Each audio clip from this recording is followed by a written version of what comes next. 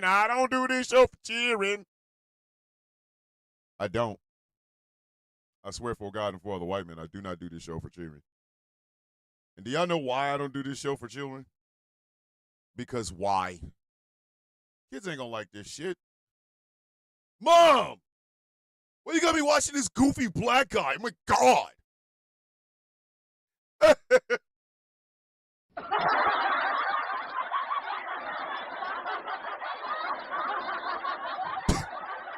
They ain't playing with me. Kids are not. Listen, kids don't want no parts of me. I'm an acquired taste. Now, children might not like me, but their grandmamas do. Hey, argue with your mama, man. Don't argue with me. I got nothing to do with it. People, grandmamas really find me attractive. I think everybody should have a level of confidence in their life. Oh, snap. Can we nuts in the building? That's my friend. Yeah. All right. Let's see here. Woo. Oh, last one. I got to do the one that actually pays the goddamn bills. And that, ladies and gentlemen, would be the radio. Ash Horton is in the building. Okay, children. It is I, says me. But before I begin, allow me to give y'all the universal greeting of the coffee beans. You asked for it. You get it. Here it is. How you doing? I woke up.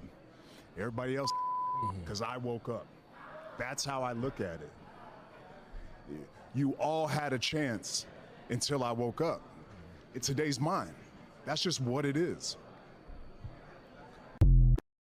Hey, Magpie, you are not a child. We have corrupted you. We have corrupted Magpie to the point where Magpie, you're a coffee bean, damn it. Coffee beans are not children. We are better than children. Hey, dude. Woke up. Everybody else is screwed. Bitch, we got up. Y'all had a chance. It was in the cards for you. And then we got up. Jake Thomas is in the building. Oh, K-Jax. I will email you today. All right. Got something special for y'all. Hopefully y'all can see it in the camera. I have a little bit of a new intro.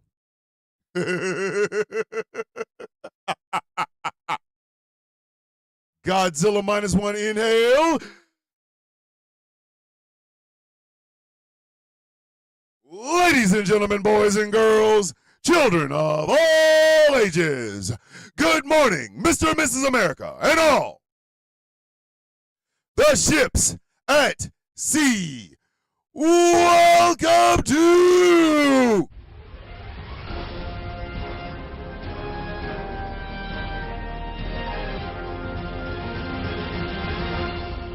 a Y Wednesday edition of the Sound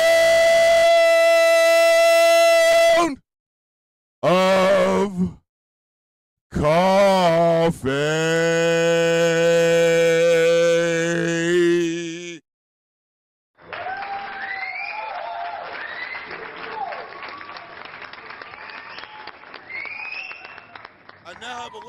I now have a light that says coffee. Get it? I have a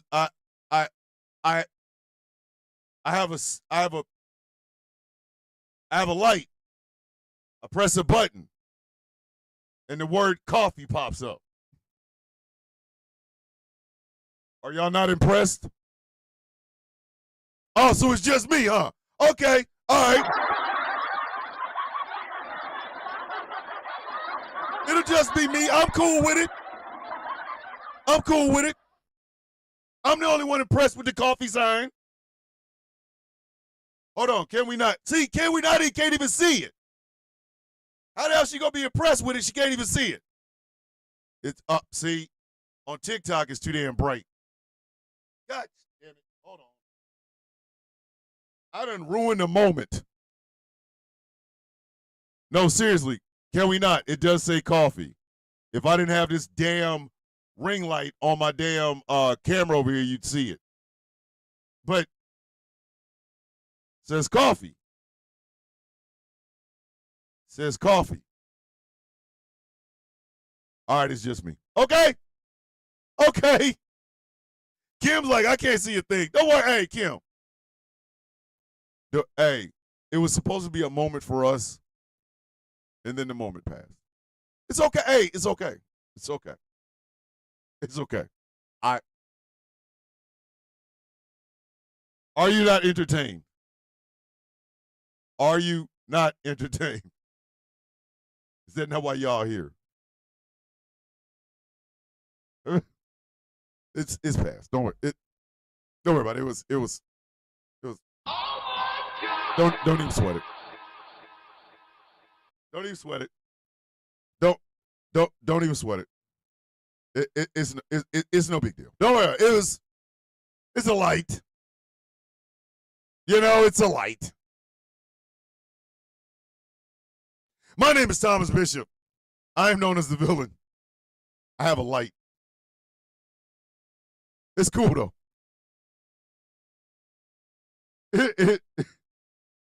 It's cool.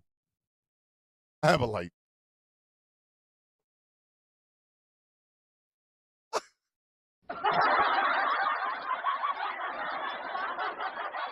And Angry ain't making it no better till about it's a very nice light. Angry. She ain't funny, man. Morning, DJ. My big sister's in the building. DJ, I got a light. It says coffee. It's cool. It passed. It passed. It was a moment we were supposed to bond anything. Anyway, we'll move on. Can we move on? We'll move on. Y'all ain't impressed with my light.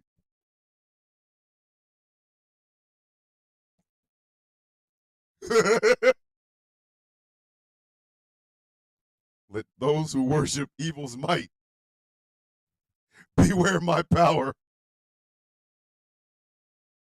The coffee bean light. Where are we at right now? What have we done to the show? Pay good money for this. How many cups? This is my first cup, DeMarcus, but as you can see, it's a very large cup. I did have a thing of Ensure in my light. Anyway, my name is Thomas Bishop. I'm known as the villain. I am the brutalist, leader of the Villains Guild. One time for the one time. One time for the one time. One time for the one time. Persepolis the cactus, always in our hearts. Always in our hearts. Always in our hearts. One up for B-Self. One up for B-Self. Miss you, buddy. Miss you. Get your C's. Turn them sideways. Raise them in the air. And acknowledge your coffee bean. OCB, OCB, OCB, OCB, OCB.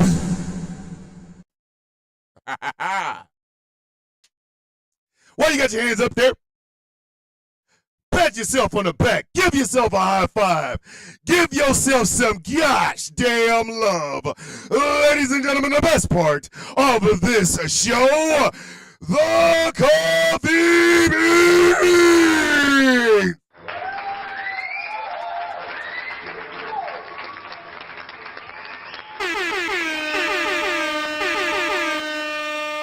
Coffee beans is the best part of this damn show. I keep trying to tell y'all. Know what I mean? Coffee beans is the best part of the show. All right. All right. Okay.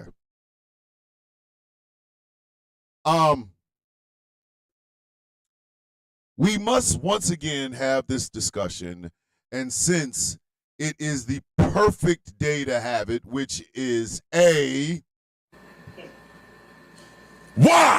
Wednesday, let us have this open discussion. Magpie, your friend keep ghosting you. That's why we're your friends and family over here, Magpie. I have a serious question. Why can't white people keep their goddamn hands to themselves?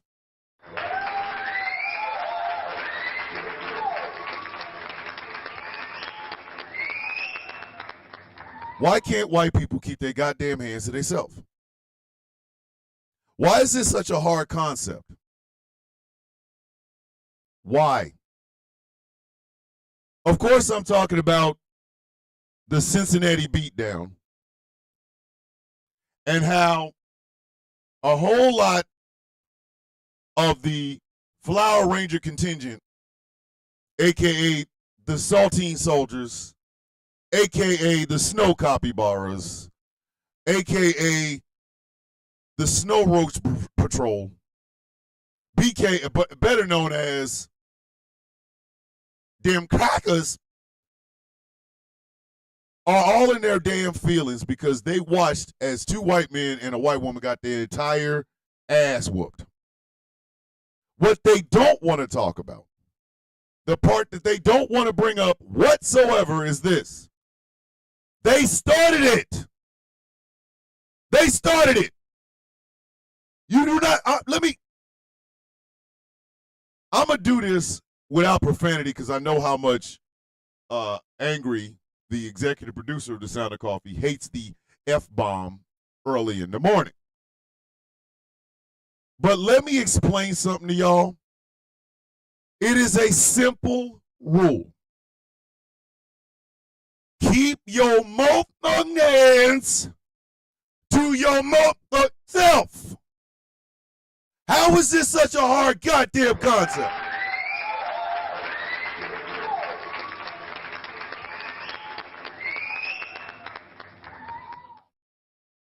Don't start none, won't be none is the broad-based ruling for this one specific rule. Keep your mouth hands to your mouth self. It's quite simple. Do not touch somebody or you will get touched. Angry, you are the executive producer. It is my rule, but you're the EP of this damn show. So therefore, I'm just making sure that I'm abiding by your executive ruleness, sir. Productiveness. It's a really simple rule, ladies and gentlemen. I swear to Rao, it's a simple damn rule. You don't touch me, I don't touch you. Simple as that. The shit don't change. It does not change. You don't touch me, I don't touch you. So let's talk about the Cincinnati beatdown, shall we? Okay. So, there were some white folks out drinking.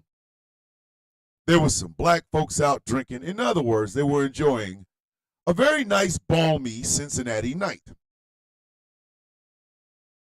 But some of that brown liquor, that white liquor must have got into these white dudes, to which they wanted to confront the black guys. Now, number one, ladies and gentlemen, we have said this since the arrival of Orange Oompa Loompa Cheeto Man, the magical melting, shitting, cathetered, cankle-having, son of a bitchin' man of Mar-a-Lago. We have told you this on more than one occasion. Do not let your president get you effed up. Can I get someone that speaks Spanish to translate that for me, please? Maybe it's a language barrier. Do not let your president get you packed up. We've told y'all this. Those of us who have never voted for that son of a bitch, we told y'all. Do not let your president get you packed up. Morning, Pamela. We told you this. When he rolled his fat ass down that goddamn escalator, everybody's like, the guy, me some Trump. People looked at you dead in your face and said, do not let Donald Trump get you folded up, get your clothes folded up with you still in them. We told your dumb asses. We told you.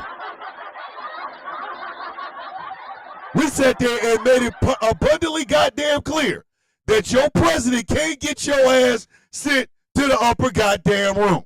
We told you. But for some reason, people seem to think, oh, well, they weren't talking about me. Who wasn't talking about you? Who wasn't talking about you? If I tell you, don't let your rap career get you effed up, and you have a rap career and you come at me sideways and I pack your ass up for a field trip to the other side, what did I tell you? What I'm like Al Pacino now. What were my words to you? Do not let your president get your shit packed up. We told you this. And since the arrival of that orange bastard, white folks have been feeling mighty cocky. Mighty cocky. Just, it's bukkake of the cocky. You know what I mean? That was just bukkake of the cocky.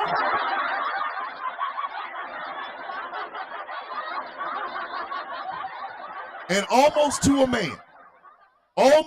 man, every single time they have let their president make their nuts full or their ovaries full on that MAGA, they've been bricked down. It has always been, I'm MAGA, I can do what I want. And then everybody in the rest of the world going, of running this shit. Sit your $5 ass down before I make change. Every time. Listen, do y'all know why the Patriot Front goes to places safe? Same reason the Klan don't watch their ass down Compton with that white regalia shit. Because ain't nobody got enough press suits to send your bitch for a funeral. Ain't nobody got enough of them bitches. You know what I mean?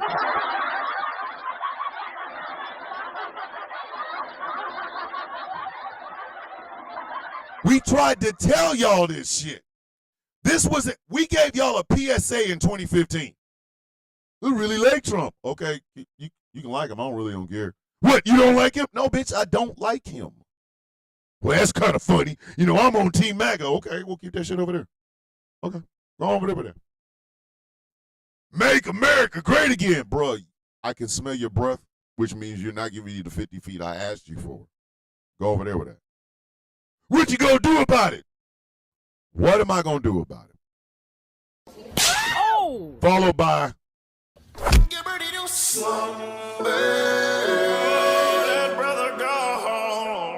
I'm gonna knock you the F out. I asked for 50 feet. You gave me 49. That wasn't enough feet. I popped you in your shit. We tried to tell you dumbasses in 2015 this shit. We explained it. We explained it in every conceivable language possible. Some of y'all didn't get it. And some of y'all got y'all shit rocked. Remember when they used to beat up people in the MAGA rallies and then come out and get arrested? Remember that shit? That was great.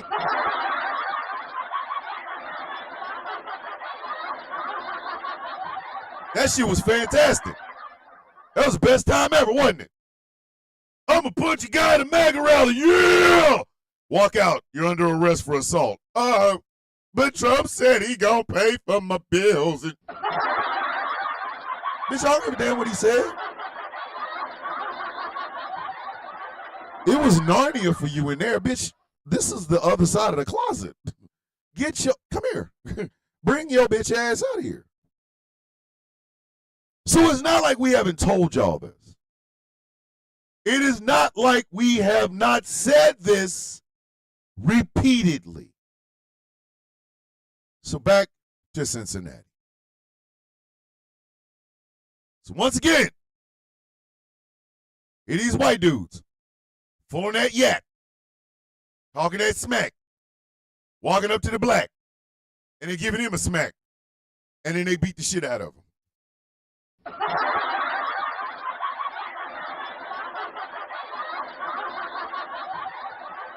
They beat the brakes, carburetor, catalytic converter, rear differential, the rear bumper, the tail lights, all the seatbelt locks, all of it. They beat the shit out of them. They beat the shit out of them. Some woman decided this was the moment she was going to jump on a black woman, and her ass went to sleep.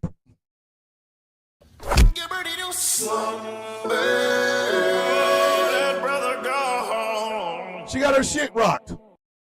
She got her whole shit rocked. She out there snoring. When we tell you keep your goddamn hands to yourself, did you think that was just we were making that up? Did you really honestly think, oh well, they don't really mean it. We don't mean it? Okay. Okay. We didn't mean it, huh? That's why you got your ass knocked off. Here's this white woman. Yeah, I'm feeling MAGA. And a black woman said, bop. And then all of a sudden you heard snoring.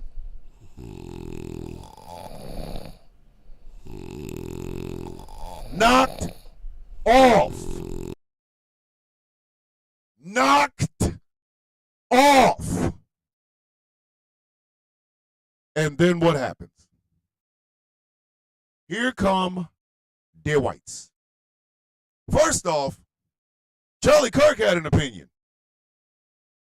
Charlie Kirk, whose gums are like Captain America's shield and Black Panther's vibranium suit all wrapped up in one. Charlie Kirk had a problem with this.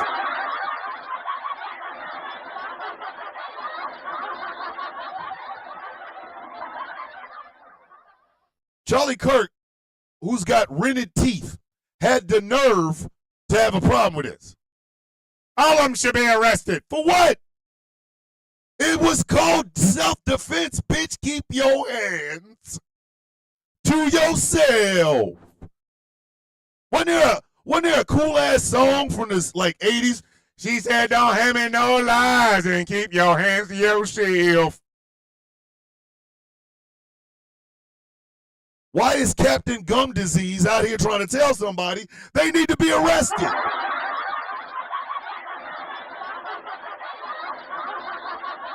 Bitch, if you don't keep your goddamn hands to yourself, I wouldn't have to knock you the F out.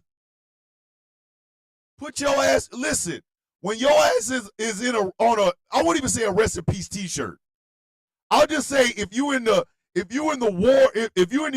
hospital ward called sleep in peace, not rest, sleep, because rest is death.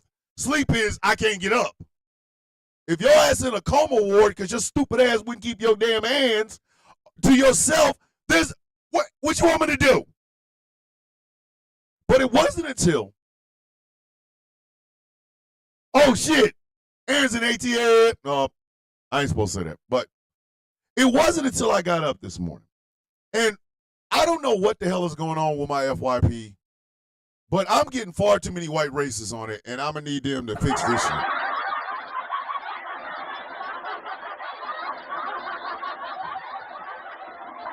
My FYP looks like a pee on your balls convention.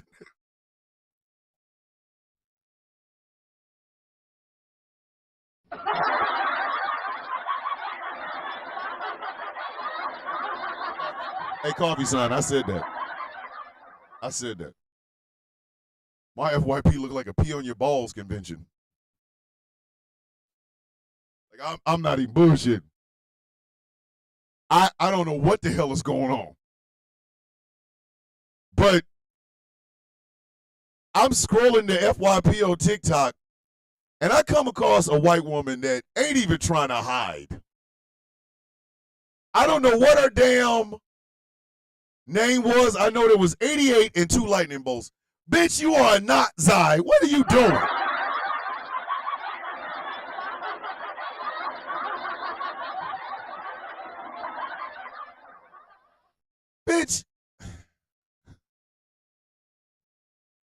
She had the nerve to talk about animals and inhuman and they were beasts.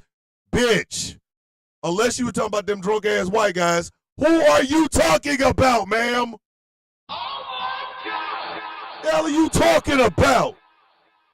Oh, you mean the white dudes that jumped on these black people? Yeah, that one dude with that long ass beard that looked like he in witness protection.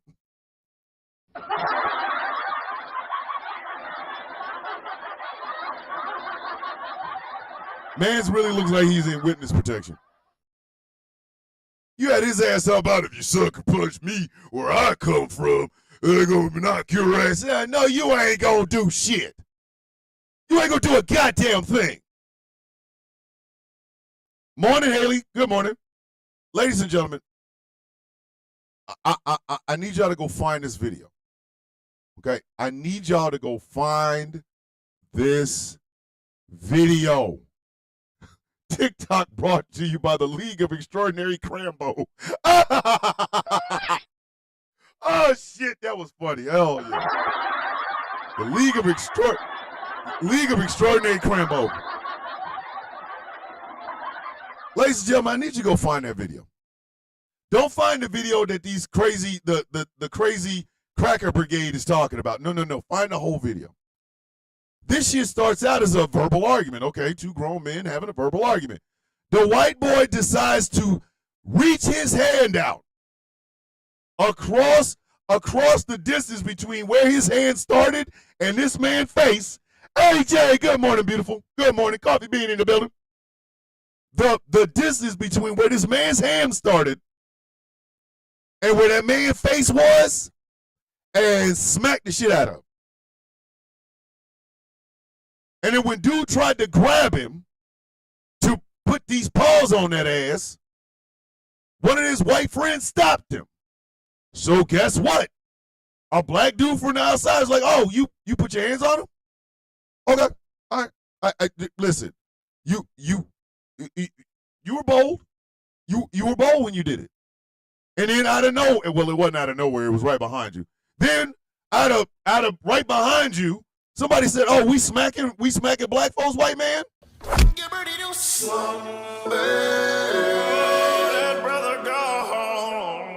And got knocked Ted Puck out. And then they stomped shit out his ass. Him and his damn friend who thought it was okay to be, I'm going to defend my friend. And his Hirachis got knocked off, bitch. Like, that man Hirachis was, that man walked in with two Hirachis on his feet.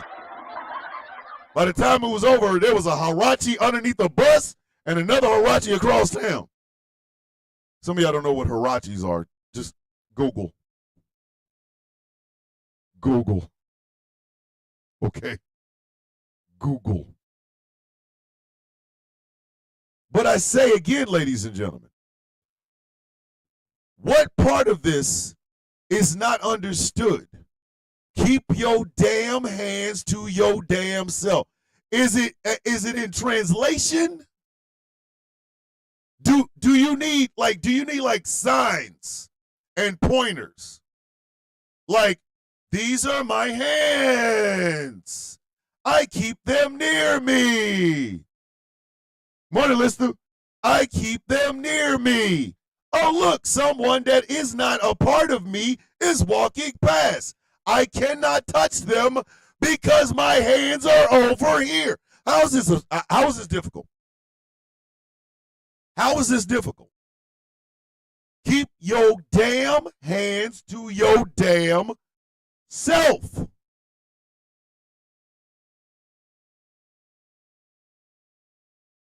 What is Canelo? Who is Canelo?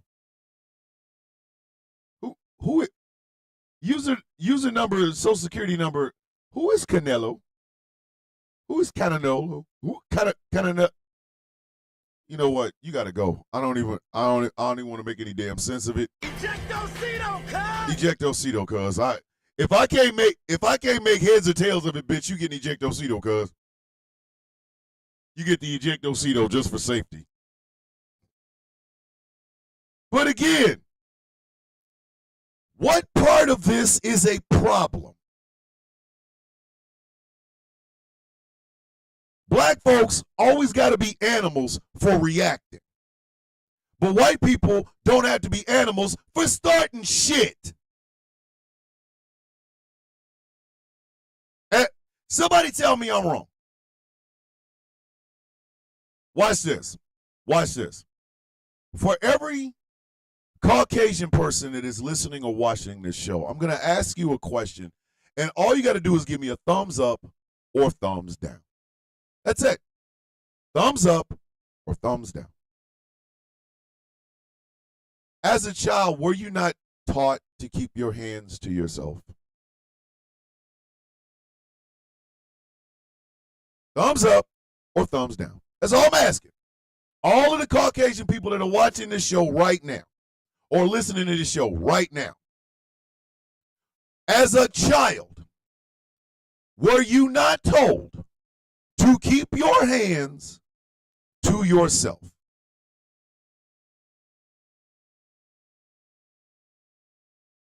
Whole lot of thumbs up. Thumbs up coming out of nowhere.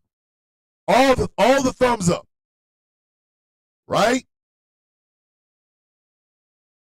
That doesn't change as you're an adult.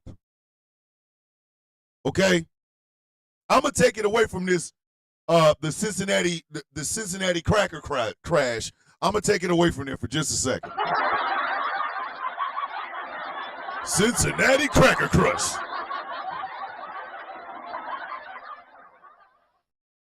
Here is where I need a lot of my Caucasian listeners and coffee beans to hear me out.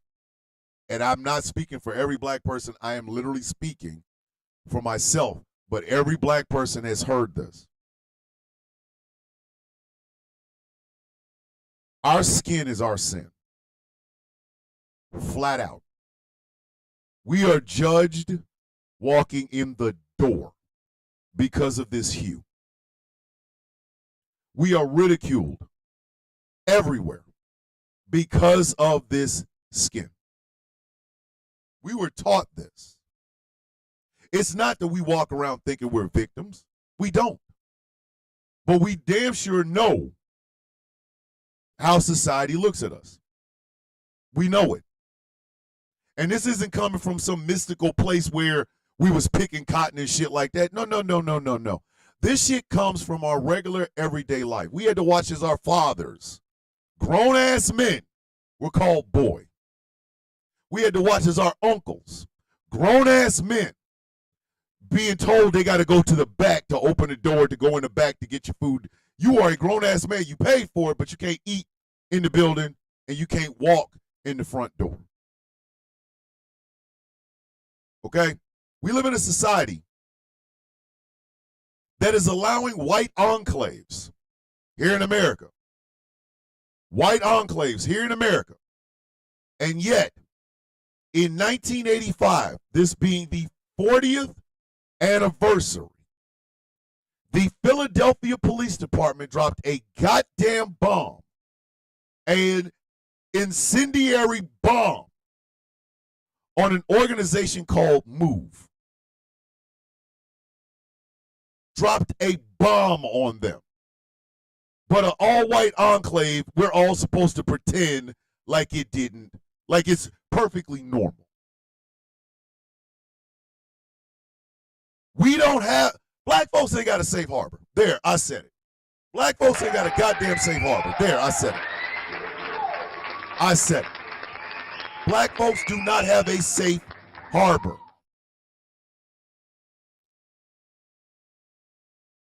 There is no escaping this shit. The reason Coonesians stick out so much is because we're looking at them going, do you see yourself? Say, son, yo, son, look at you. Look at you. Your skin dark as shit. You're browner than everybody in this damn room. What the hell makes you think they're going to accept you? You're cool when you can do that tap dance and shit, but look at their daughter sideways and your ass gonna be strange fruit, bitch.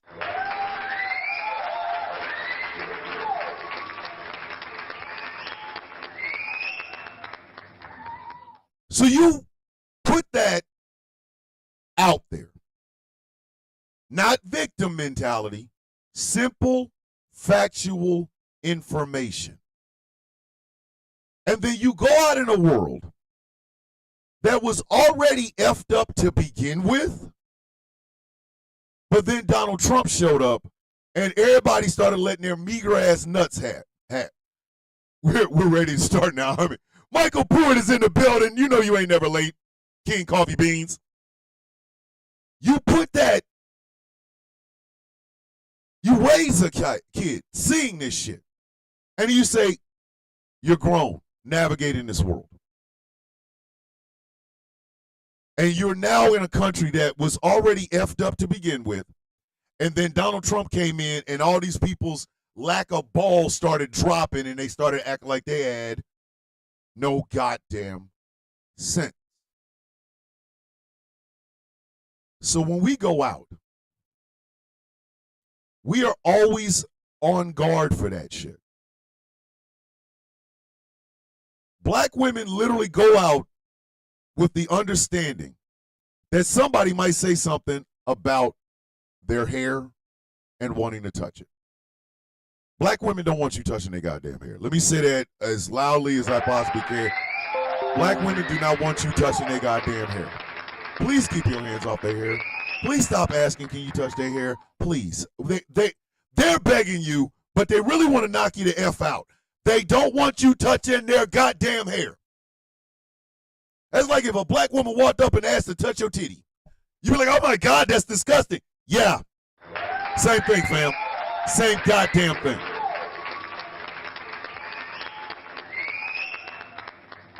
Do not touch a black woman's hair. It's a simple request. It really is simple. That's all they want you to do. Leave them alone. Okay? Do not call a grown black man boy.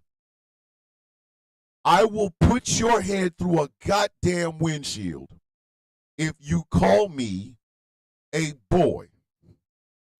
I am 6 feet tall and 250 pounds. I am a retired veteran of the United States Army and the United States Navy. I have a beautiful wife, 8 fantastic kids, and 12, 13 grandchildren. I'm not a boy. If you put that word in your mouth to say to me, I will send your head through a windshield. I'm not a boy. I'm a grown-ass man. I know 15 grown black men who would help me push your damn head through a windshield if you called any of us a boy. Do not disrespect us that way.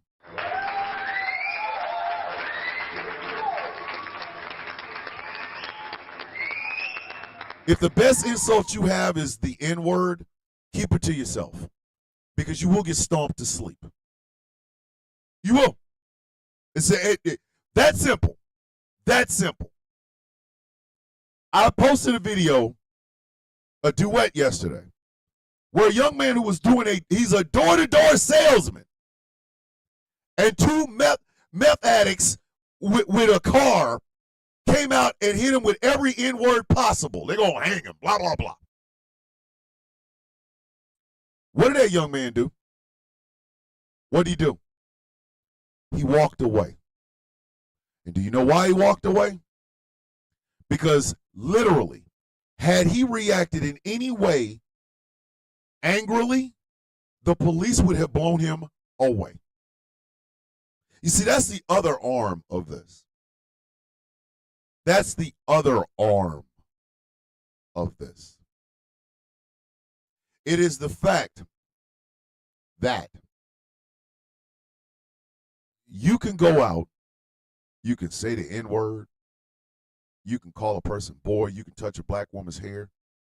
If they react so much as annoyed, you can pick your phone up, dial 911, and the cops will come and arrest, or in certain instances, they will kill us.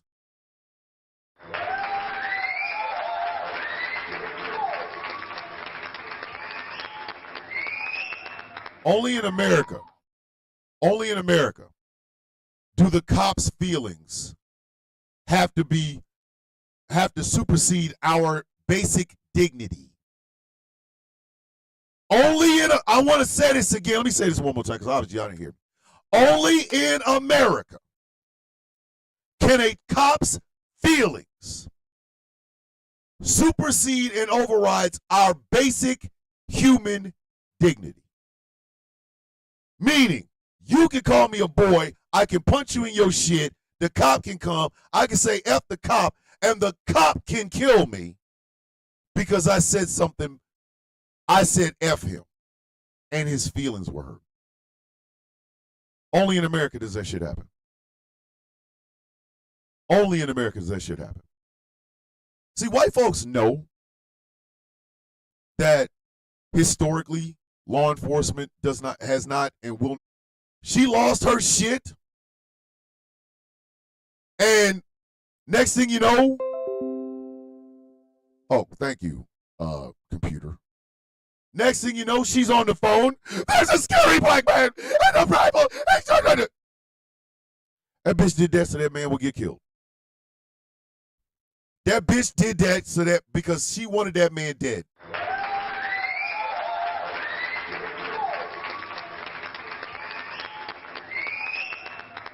Only in America are words against law enforcement the same as actual actions. If I say death to cops, everybody's like, oh my God, he wants cops killed. No, bitch, I said death to cops. I'm not the one doing it. I'm not. I just said it. It's words. But because of that, I can get my ass blown away by a cop. I feared for my life.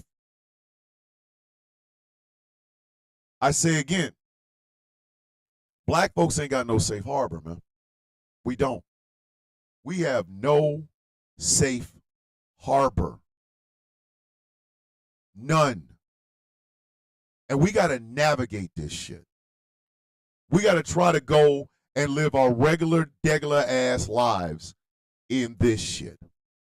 We got to go and try to pretend like this bullshit is normal. So what happens when black folks are out here trying to have we're just trying to have a good time? That's really all we're trying to do. We just want to enjoy ourselves. We want to spend the money we've earned. We want to party with the people. We want to party with our lady. Wolfie in the building. Morning, Wolfie. We want to party with our people. We want to feel up on some booty just like everybody else. We want to get with our people. And then we got to go and meet this bullshit. We got to walk out. We got to go and enjoy it, trying to enjoy ourselves. Here come a white guy that feels like he's entitled to slap another grown man in the face.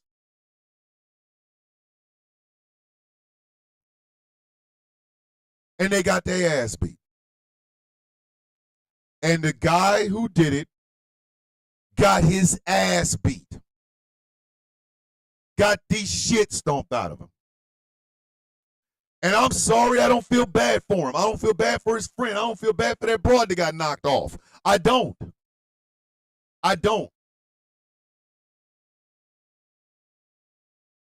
We don't have let me say it again. Black folks ain't got no safe harbor. We don't. We are demeaned in so many different ways, it's not even funny anymore. Now it's just downright pissing us off. Now it's downright just pissing us off. Think about this for just a second. Poor me. Oh, yes, thank you. Thank you. Look, Smoking Hot was on the shit before I even saw it, baby. Listen, Smoking Hot was on that bullshit. She was like, what? Say it again. She saw Poor You, and it was like, listen, y'all better leave Smoking Hot alone. I'm trying to be as nice about this as I humanly possibly can. Smoking Hot is not for y'all bullshit. She really isn't. Listen, Angry's name is Angry, but Smoking Hot she got a fuse that's about that long. Smoking Hot will ban your bitch ass out of here quickly. She is not playing.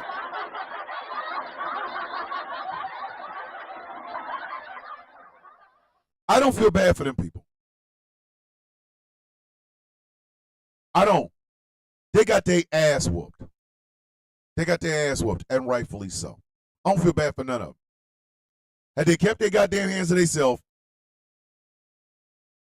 you'd still be out here partying. You'd still be out here partying. But no. What did they do? What did they do?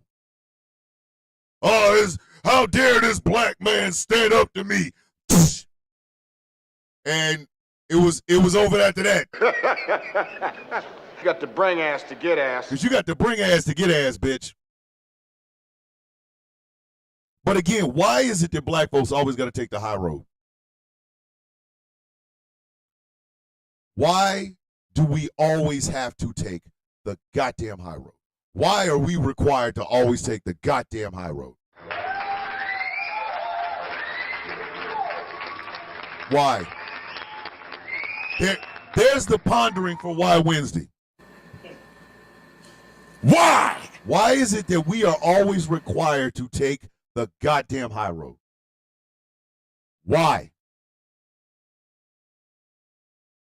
I worked hard for everything that I have. Everything you see, even my life. I worked hard for it.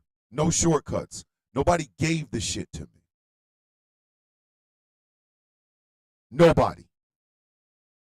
My black ass is sitting in this shed, which is my office, which is right next to my house, which I pay for every single month, which includes a pool out back so that my wife can enjoy herself because I earned it.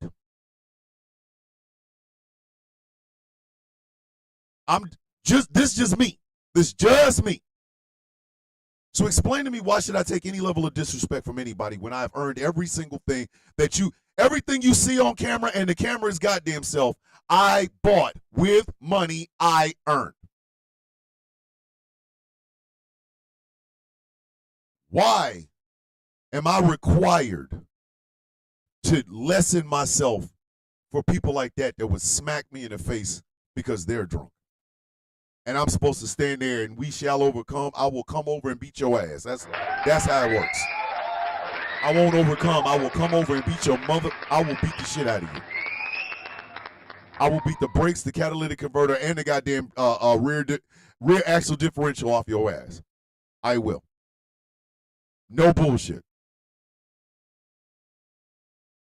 But for some reason, we have to take the high road. No matter what the disrespect, we have to take the high road. I don't find anything amusing about that. Like I said, there was a woman with 88 at the end of her name, Double H, Heil Hitler, come on now, with 2 lightning bolts for the SS, having the nerve to call us animals and beast because we reacted when a guy smacked a grown-ass man in the face. We supposed to stand there and smile. Thank you, sir. Can it has another? No. No. Absolutely not. And when I say, this is why I say all the time, black folks ain't got no safe harbor, because it's not just Caucasian people to think that way. It's not.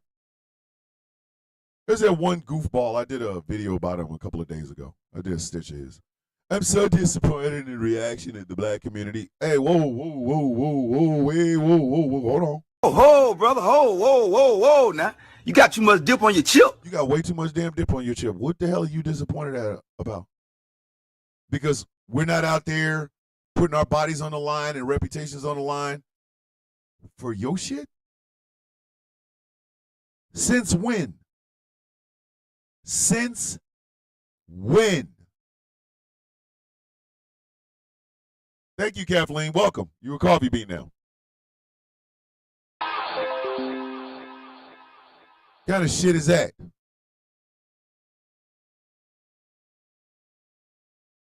It's frustrating, it's sad, and it's tragic. Yeah, it is buffering. If it does it one more time, I'm gonna probably have to shoot over to Talk Studio rather than because who got you, Thomas? Windstream? No, it's OBS. OBS is acting up, so I might end up having to switch over. If it does it one more time, I will. So YouTube, if it does it one more time, I will switch over. I promise you. You just won't hear the sound effects. That's all. I get tired of that. I get tired of the narrative. See, it goes beyond just this fight. It does. It's the Montgomery boat brawl. The fact that these goofy, drunk-ass white folks thought they could just park their little pontoon boat wherever, and a riverboat was trying to park. A black man doing his goddamn job told these people to move. Told these people to move. They decided to beat his ass or fight him. He threw up a hat, and then it was Wakanda forever, bitch. But all I heard from white folks is like, oh my God, I can't believe those animals beat those people up. So you didn't see the part when he was jumping on the black guy trying to do his goddamn job, huh? You didn't see that part. I guess your vision, I guess you didn't see, what do they always say? Play the whole video. Bitch, it was right there. It was right there.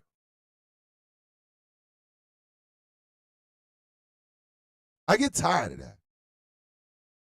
I get tired of that. It is tiring. I'm 53. I could not imagine what my mother went through in her 50s. Seeing this shit. Seeing this bullshit. This is tired. Do y'all understand? Black folks is tired. Tired. We are sick of this. We are sick of having to always defer, always be the bigger people, always turn the other cheek, always smile in the face of adversity. We're tired of that, man. That shit is tiring. And that fight was exactly what it was supposed to be. Keep your goddamn hands to yourself. And yet, for some reason, we the animals. We the animals. If you put your hand in a gorilla enclosure and hit baby gorillas and shit like that, and that gorilla breaks their foot off in your ass, people are not going to say that the gorilla was being an animal. They're going to say you was provoking it. How many orca killer whales have eaten people at SeaWorld? Killed them, straight up. Why? Because they don't like being enclosed. And everybody blaming the animal. For what? For what? As soon as we start putting hands on people, we got to be the bad people. Here come them bones of the Martin Luther King. So they can get paraded in our face. Hold on.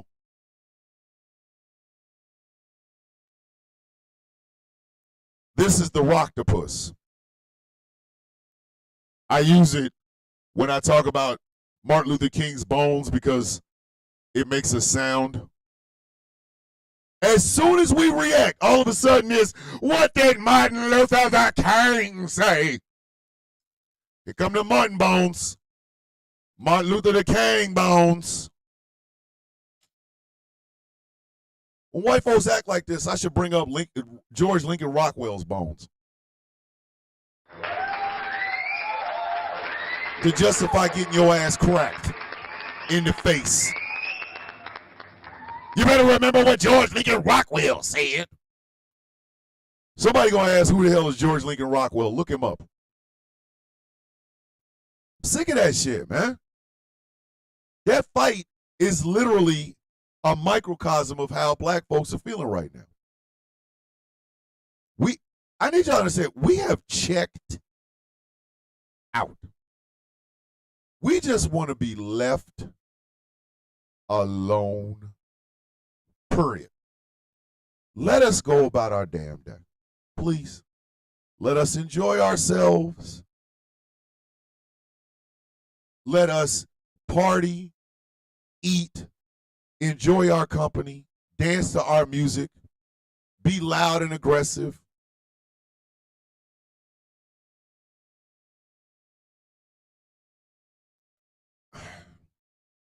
This shit is frustrating. This might be a little bit of an incoherent show today. Because to just sit here and think about this shit is bothering me. I knew what I was going to talk about Monday on Wednesday. I knew exactly what I was going to talk about on Wednesday, Monday morning. I knew it. You know what I mean? I knew it. Because it's something that we say, but nobody hears us when we do. You know why I don't put black women on a pedestal? And this is going to sound effed up, but stay with me. Do you know why I don't? Because black women are human beings. They don't want to be on a pedestal. The reason y'all think they're aggressive and strong-willed and this, that, and the third is because the world literally will shit on them if they don't. Y'all can understand that. Y'all can understand that. Why can y'all understand that? Because they make movies off of it.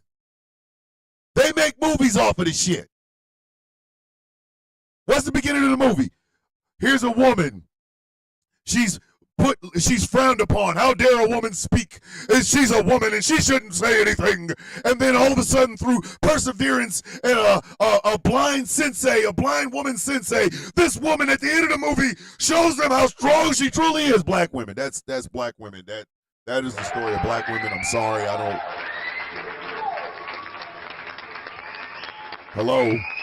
Hello. Black women don't want to be put on a pedestal. They are the way they are because society will look down upon them if they're not. And if you think I am making this up, if you think in any way, shape, form, or fashion what I just said is a lie or what have you, think about this. Brett Kavanaugh, when he was trying to be confirmed for the Supreme Court, talked about how much beer he drank. There's a whole lot of ambiguity around that man. A lot of it. His immaturity, his drinking habits, and some of the essay allegations. People were crying for him. Lindsey Graham's up there. They're crying for this man. They're treating him so bad. Here comes Ketanji Brown Jackson, who has 10 times more qualifications than Brett Kavanaugh and Amy Coney Barrett and Neil Gorsuch and John Roberts and Clarence Thomas and Samuel Alito. Ever since that woman was put on the Supreme Court, what have they said about her? A DEI hire. When a black woman is educated, she's looked down upon. When she's not educated, she's looked down upon. So what they got to lose? What do they have to lose? It is why black women are so closed off and unflinching in the shit that they believe in. They're not automatons. They're not your warriors. They're not your granite. They're not your women of steel. They're goddamn human beings. They screw up. Sometimes they forget to eat. Sometimes they forget to wash their ass. Sometimes they will get loud as shit. Sometimes they don't say shit at all. They're human beings. Human beings. And they're not allowed to be human beings. They get it from everybody. They get it from everywhere. Everywhere. Imagine waking up as a black woman in today, this morning, right now. Imagine putting on your clothes, making sure you eat breakfast. If you have children, making sure they eat breakfast. Walking out of a front door, to go to a job where everybody's gonna think she doesn't belong there. DEI. Imagine that. Imagine some random ass white woman just coming up going, "Oh my God, your hair is great. Can I touch your hair?" Some black man's gonna call her a bitch or a hoe. Like old Screwface, I go to sports clips to get my shit done, Andre.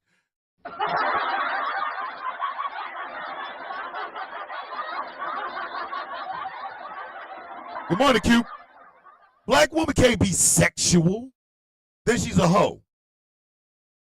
Black women can't embrace their sexuality. She sleeps around. They got a whole cottage industry of Negroes that like shitting on black women when they get with a white woman. Trading or use of tobacco. All right, I'm not going to vape again. Dumbasses. Goddamn TikTok once again. Black women can't be sexy and sexual. They're going to be granite. Every time a black dude gets with a white woman, the first thing they want to do is shit on black women. I have not done that. I have not. In my life, I have not. I don't have to. That's shitting on where I come from. That's shitting on the mothers of my children. That's shitting on my ex-wife who's passed away. And my wife wouldn't even sit here with me if I did that shit. Black women aren't even safe. Thank you, Stella. Appreciate that. Black women aren't even safe in the hospital. Black women aren't safe in the hospital. I said what I said. Black woman goes in for a routine checkup, or she goes in for pain. She's hurting. Oh, well, she's just looking for drugs. What? What?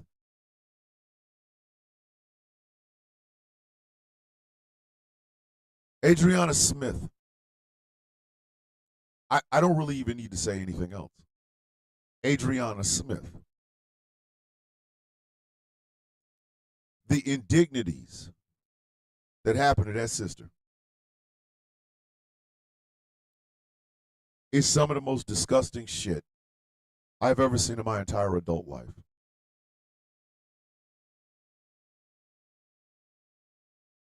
That is some of the most disgusting shit I have heard of in my adult life.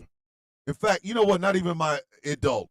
My entire 53 years of life, I've never heard of anything like that before. Notice, ain't nobody asked about Chance. Chance being the child that was harvested from this corpse. The fetus that was harvested from this corpse. Notice these pro-lifers ain't asked shit about it because guess what? The kid's alive. They don't give a damn about no black woman.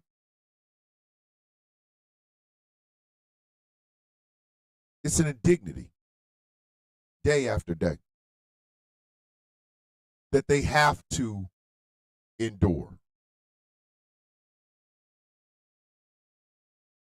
And they expect, people in society expect black women to keep smiling. Be our avatar, go out there and fight for us, but we'll disrespect you the rest of the time.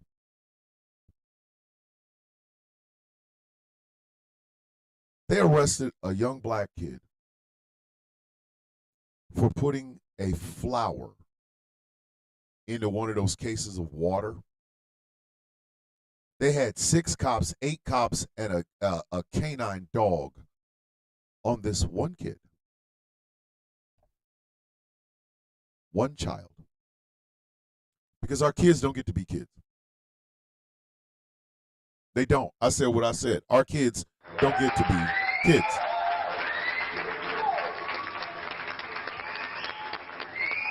Our children don't get to be children. Our little girls are fast ass. Our little boys are thugs. It matters for not, but they're kids. I look at my grandkids, I love them, and I'm afraid.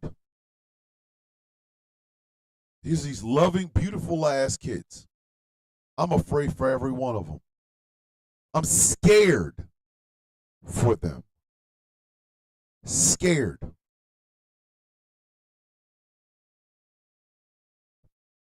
Because I see grandkids. The world's going to see black men and black women. And the cycle's going to continue. It matters for not. If you think it's not, you're crazy.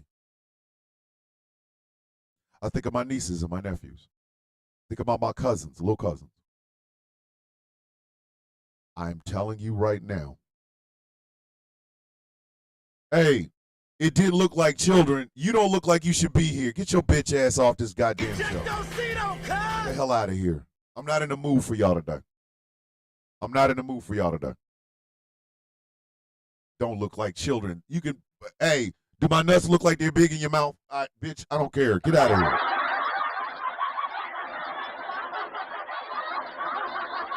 I'm not playing with y'all today. Not playing with y'all today.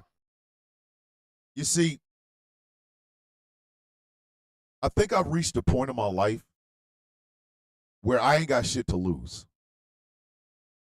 I ain't got shit to lose. I don't care if you label me. Please do so.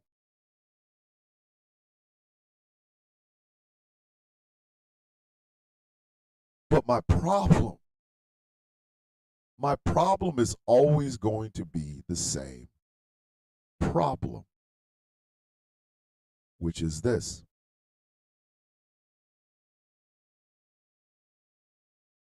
Why do we always have to be the bigger people?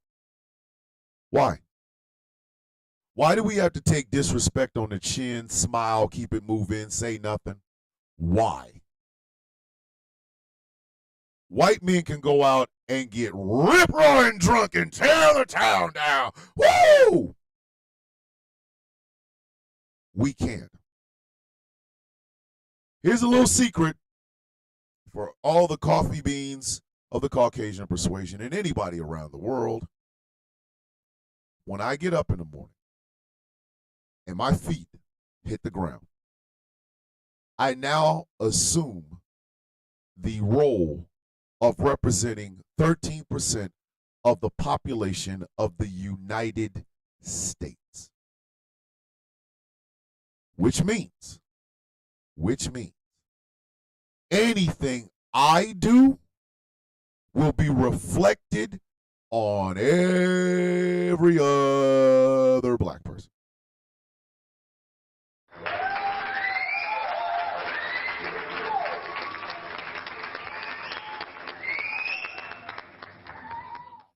If I decide to have a bad day in a Walmart, every black person in America will be paying for it.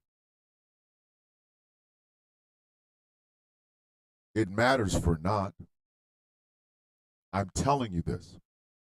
The very moment my feet touch the ground, I now represent 13% of the population of the United States.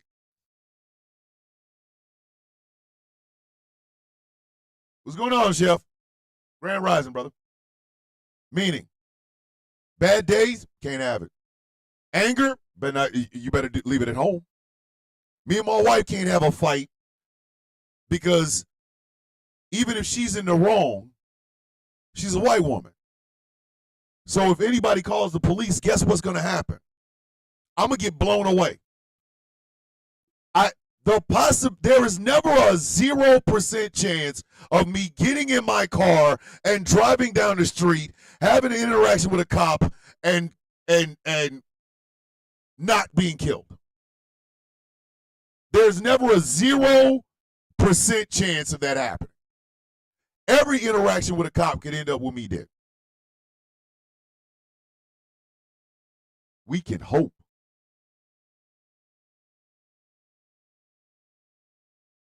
And Ruck, you better clarify. I'm giving you about 10 seconds to clarify. Don't nobody touch him until I say so.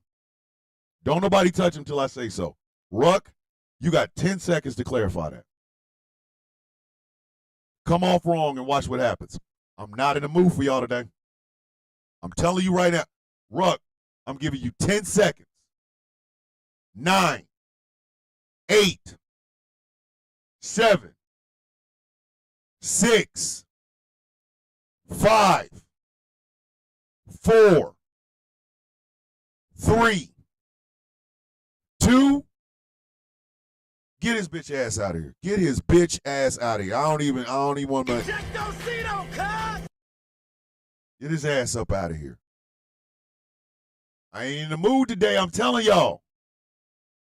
You bring your complaining crack ass up in here today, bitch. It's gonna be some misunderstandings and furniture moving.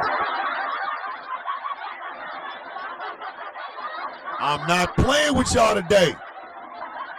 Y'all better listen. Y'all better warn your goddamn friends. I'm in rare form tonight. I'm sick of it.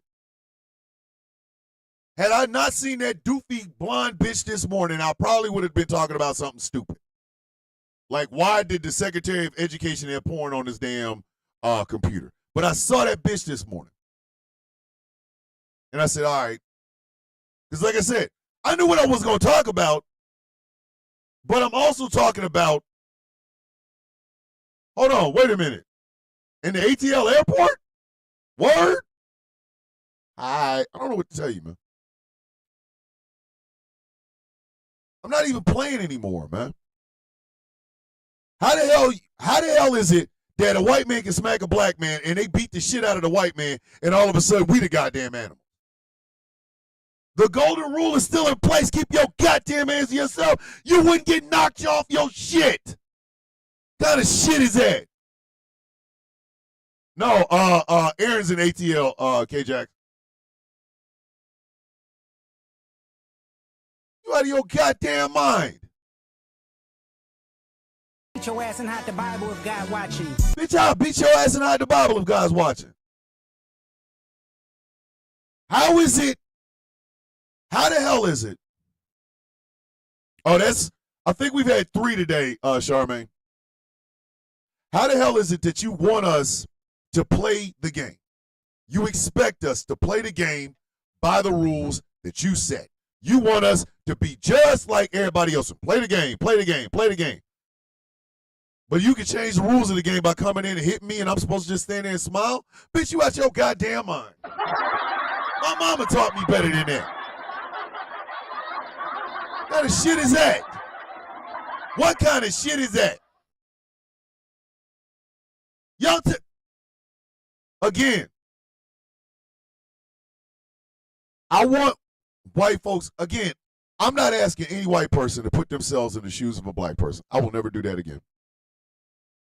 Nope. I'm not going to do it. But look at Joey Swole, for example. Jay Thomas, I'm about 3 hours away. Look at Joey Swole. Look at Joey Swole. Give you a perfect example. Look at Joey Swole. Now, the infamous Mr. Swole, or Swole Me for no reason whatsoever, as I like to call him, he reposted some shit about his love for Hulk Hogan. Right? Okay, that's his right to do. Ain't nobody gonna say otherwise. You are a grown-ass man. You post whatever you want, buddy. Now, in the process of posting that bullshit about Hulk Hogan, because Hulk Hogan died, old boy decides he gonna defend him some Hogan by using the word coloreds.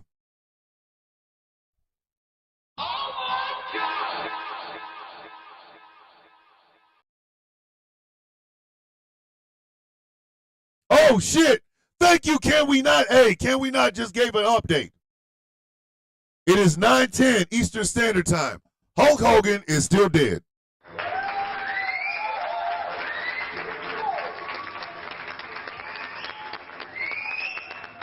It is 9:10 Eastern Standard Time. We have checked. Hulk Hogan's still dead. Thank you, can we not, for the update. We'll call it the Is Hogan Alive update. So far, no. All right. He said coloreds. Coloreds. Part of me wants to go, is it the education system? Part of me wants to go, there's no way he's that goddamn big and that goddamn dumb. Part of me wants to go, what is it, the steroids?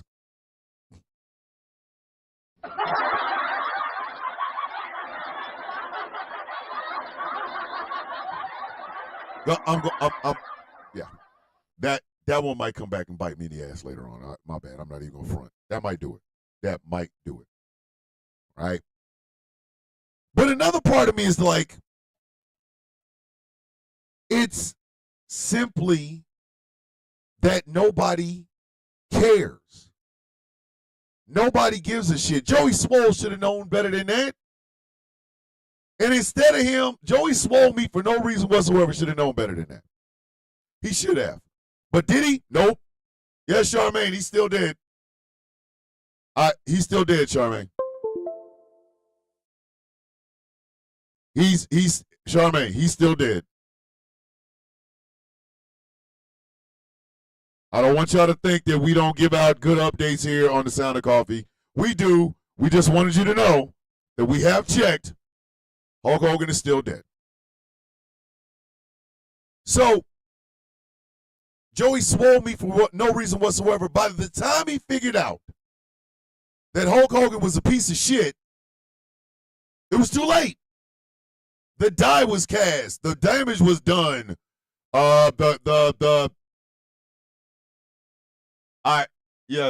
We do. Yes, we do. We try to keep up with all the latest on whether or not Hulk Hogan is still alive. We do. We try to, at least. So, by the time it was over, it was too late. He did it on live. No re-edits. Every F-bomb that I say on this show, I have to put the disclaimer of not having any profanity on this radio station before 8 p.m. Eastern Standard Time. It is my rule, right? Right? But there's no do-overs. When this camera goes live, that's it. One of the reasons I get so upset about Streamlabs and OBS Studio and shit, because this is live. There's no pre-records on this shit. So if I say something stupid, that shit's out there. I can't take it back. I gotta sit down and go, oh shit, I just said that. Yo, let me rephrase, let me do this, that, and the third, whatever. Joey swore me for no reason whatsoever, said, nah, I'm gonna double down. Then by the time he realized, oh shit, that was really disrespectful, the damage had already been done. If you're a black person listening to Joey swore me for no reason whatsoever, I'm gonna need you to get some business and go away. Like dead ass, bitch.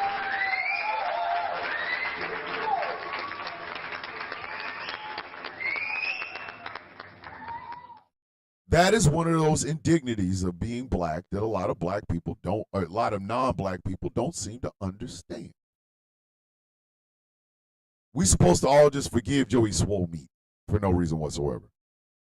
We supposed to forgive Hulk Hogan for being the reason Joey Swole Meat should be forgiven. What? What? Every black wrestler that had to listen to Hulk Hogan bitch, moan, and complain about the damn media and social media after his stupid ass banged out his best friend's wife and decided to talk about his daughter's dating habits, which include 8-foot Negroes. Every one of the black wrestlers that didn't forgive him, I ain't got nothing but love for you, dog. Here's the celebration. Celebration, bitches. Celebration.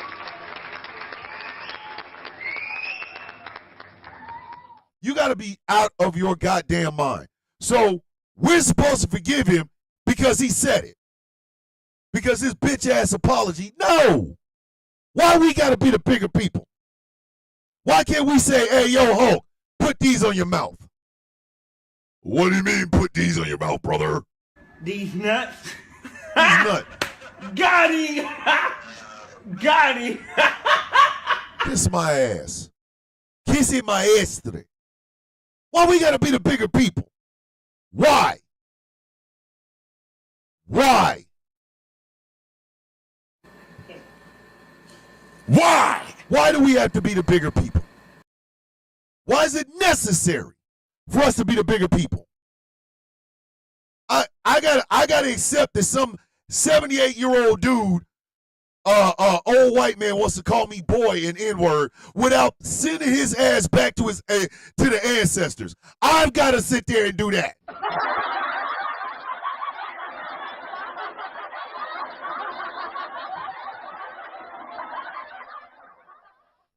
This doofy not-side bitch gonna talk about this is about character.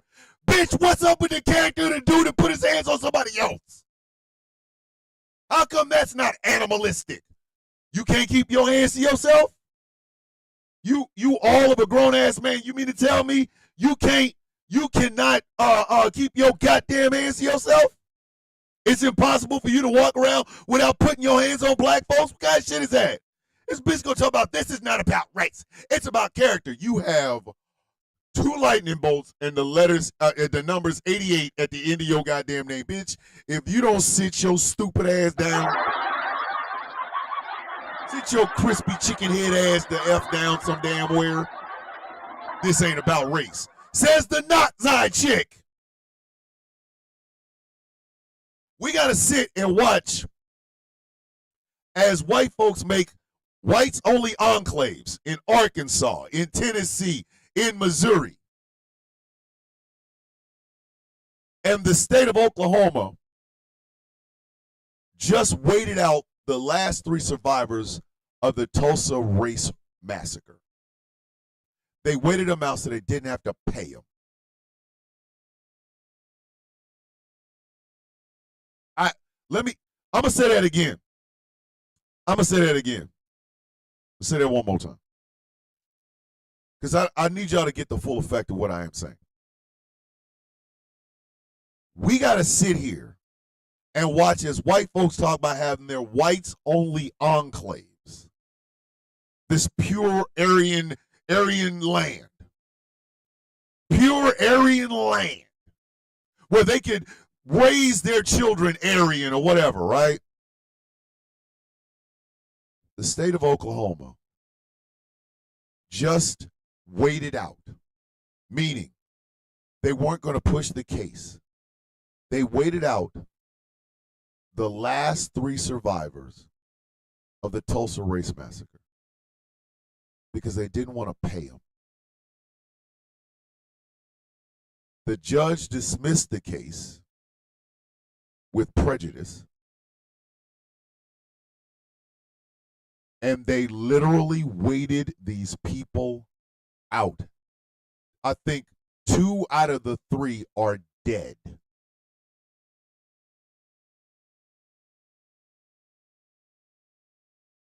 But you want a whites-only town. What if we torched it?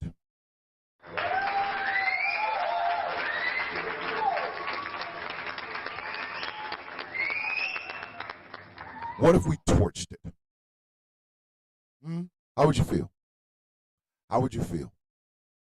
How would you feel if one of them little white boys that left off of there, we accused him of doing bad things to a black woman and we torched your town?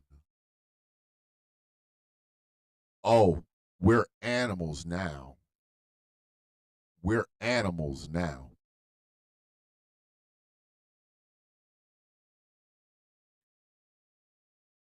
Whether y'all see it or not,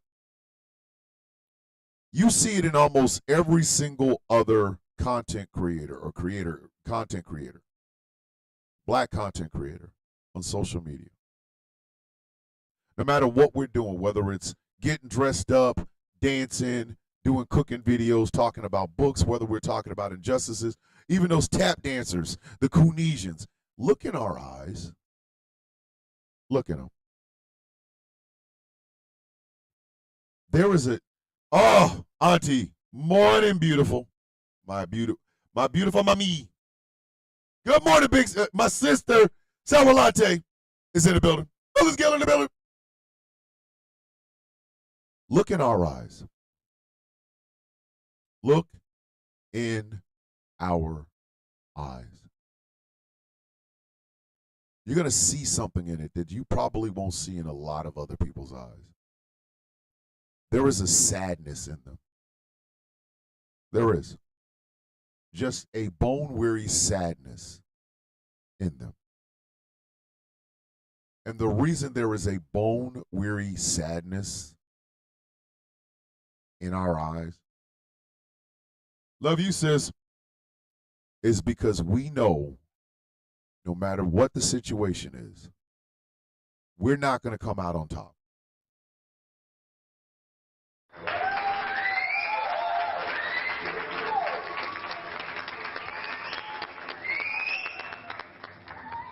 Public perception is never going to go our way. It doesn't matter what it is. Public perception is never going to go in our way. A cop killed Michael Brown. And in the write-ups about this cop killing Michael Brown, they kept saying he wasn't no angel. He wasn't no angel. He wasn't an angel, but he was somebody's son. He was. He was somebody's friend. He was somebody's cousin. He was somebody's lover. But he wasn't no angel, right? Dylan Roof kills 9 people in a church, 9 black people in a church. And they got him a burger.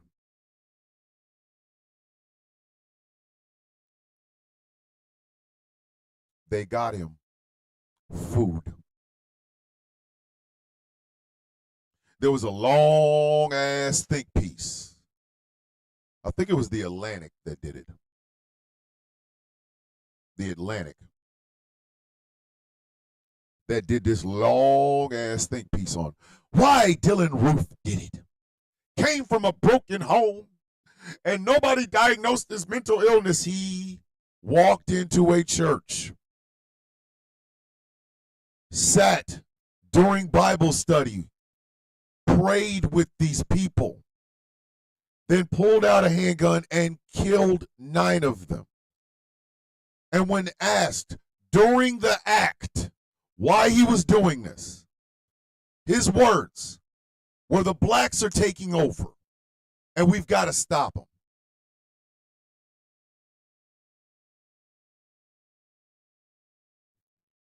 But Michael Brown wasn't no angel.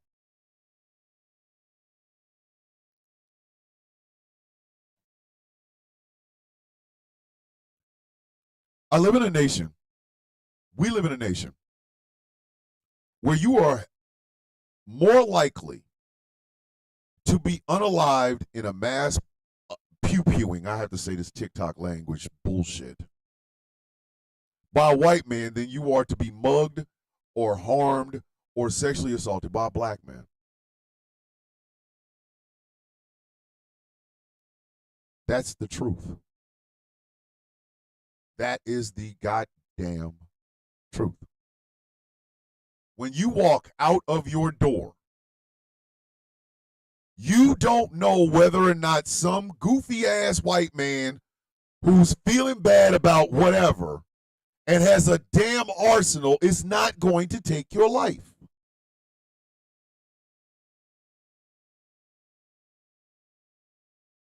But to bring that up is reverse racism.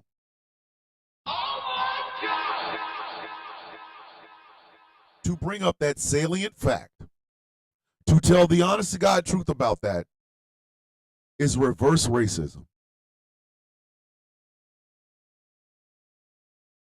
What are we talking about? What the F are we talking about? You see, black folk have always been America's boogeyman. Let me say that again. Black folk have always been America's boogeyman.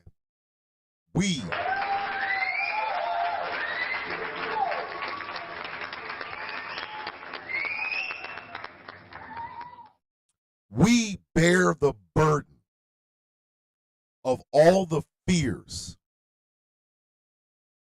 of white folks since white folks were invented. There was absolutely no intention of the Constitution covering our black asses. None.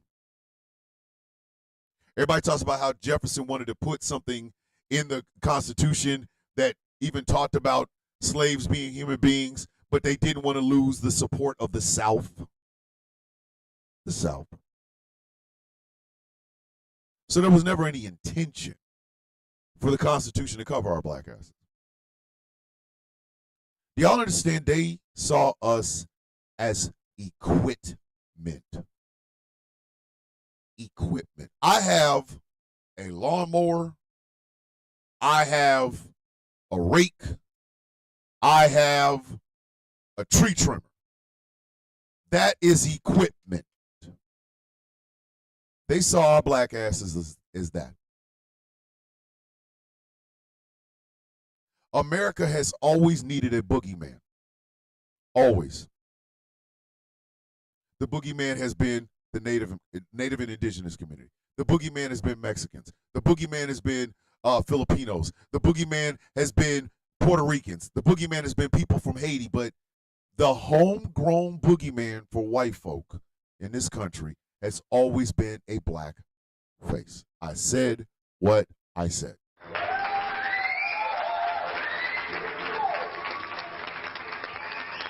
Exactly. Vietnamese people, Chinese people.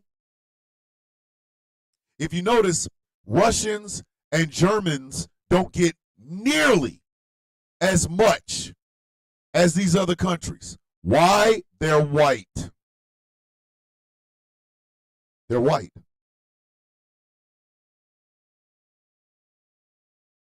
So the homegrown beast of burden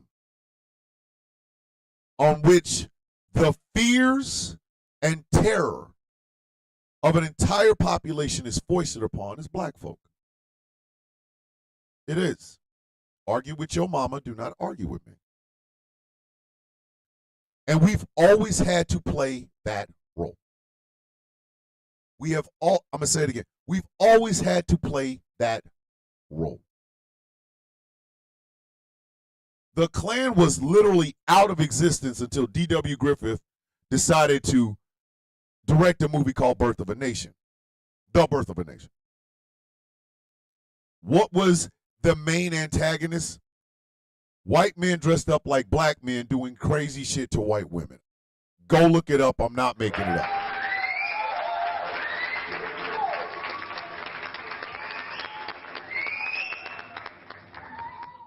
When I hear dumbass people talking in Democrat versus Republican bullshit, I'm reminded that even the Democrats, even the Republicans, none of them white folks liked us. They freed the slave. They free shit. They free shit. We have always had to bear the burden of being the thing in the closet, the thing under the bed, the thing that scares you. What did we get out of it? The Emancipation Proclamation meant nothing. The 13th and 14th Amendment meant nothing, because if they had meant anything, we would not be feared like we are.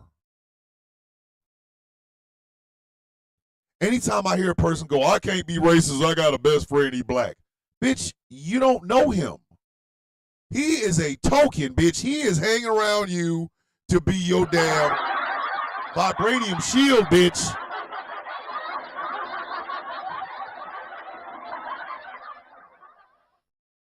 We're lusted after, but not liked. Not gonna lie. Not gonna lie. It has happened to me too. I have been looked at as nothing more than a penis with eyes. I have. Oh my God, Sabit! Y'all think that made me feel better? No. No.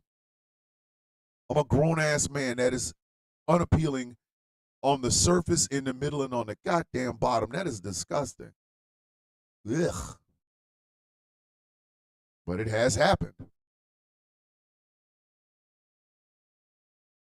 Look at that damn American Eagle ad with the girl from Euphoria. Look at the controversy surrounding that. That's a eugenics ad. I don't give a shit, bitch. You can call it whatever the hell you want. That's a goddamn eugenics ad. F you talking about? That is a goddamn eugenics ad. Hell are you talking about? I got superior genes, and bitch. Come on, man. What's going on? Say my name. We have always had to be the thing that you are afraid of. We've always had to be what you are afraid of. And I'm sorry, I'm tired of that. I just want to be me, dog.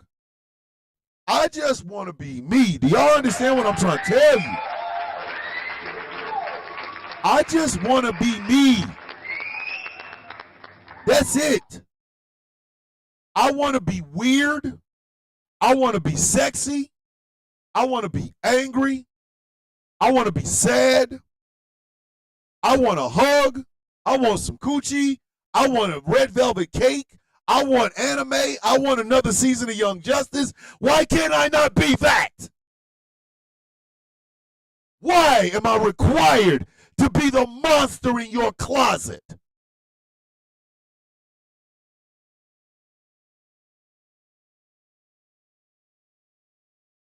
I want to be more than a fear-mongering tactic for Republicans to gain control of the House and the goddamn Senate.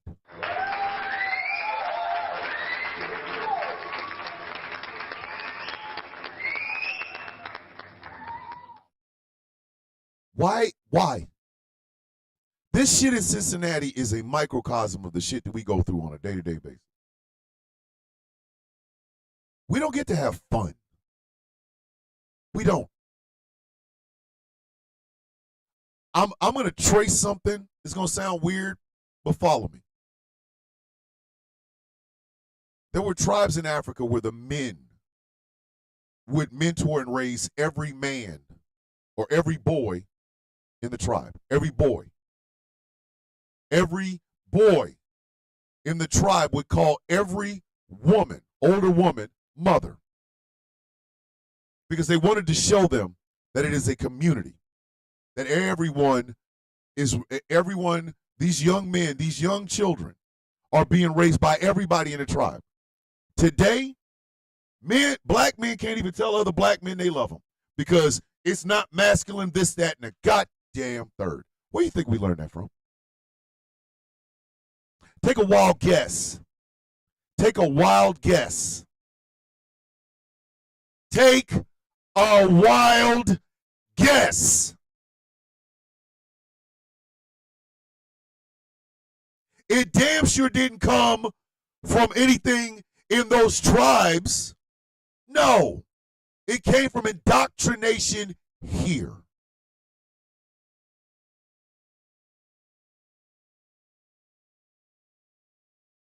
It's tiring. It's tiring to watch as somebody like Amir Locke is unalived in 9 seconds for doing what white men do all the damn time, which is hold a weapon. Black folks have always known the Second Amendment don't apply to our black asses, bitch. You better not.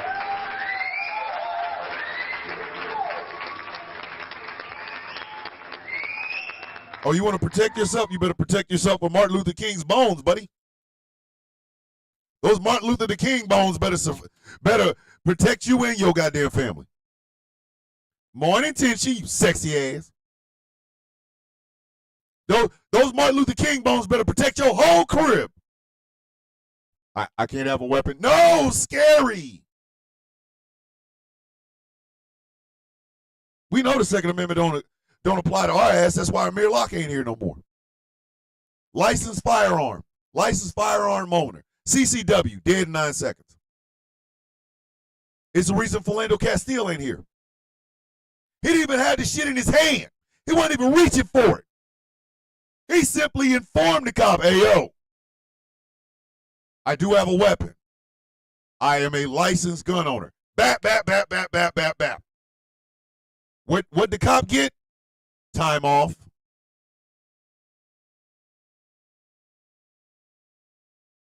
What did the cop get? Time off. Any charges? Nope. George Zimmerman is still breathing.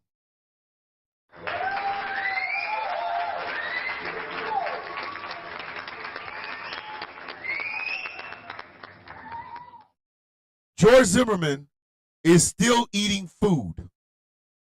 He is still walking around. He's still able to have the George Zimmerman sandwich, which is 3 pieces of white bread, 2 pieces of white bread with a piece of white bread in the middle of it, slathered in mayonnaise. He's still breathing. Rob Mello in the building. Billings, Gil for life. George Zimmerman's still alive. Breonna Taylor ain't.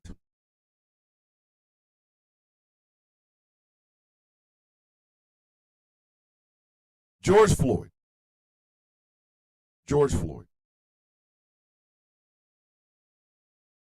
That man was choked to death. And nobody will let him rest in peace.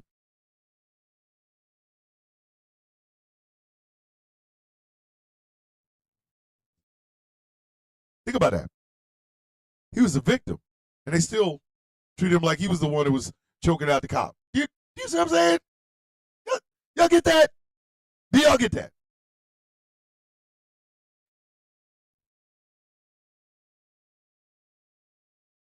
They still talk shit about that man.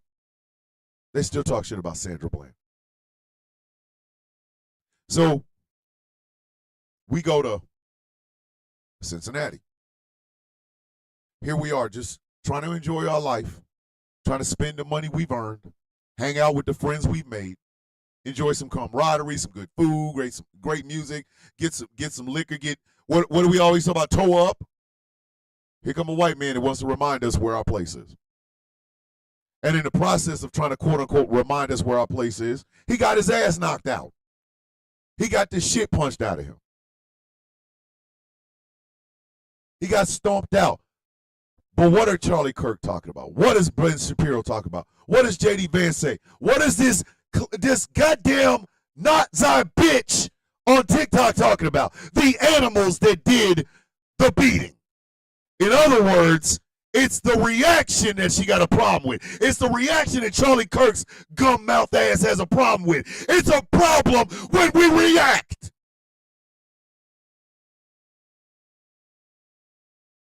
But the action we supposed to just forgive. Martin Luther King bones, baby. What's going on, Australia, Mr. Nobody? Martin Luther King bones, baby. Oh, did they smack you? Remember what the king said. His character, his color, or some shit.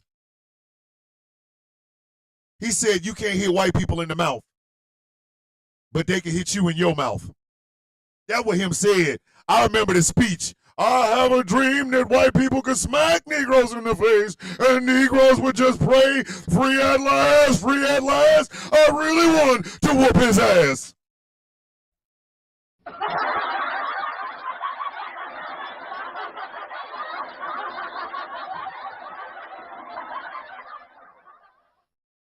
That's what they want.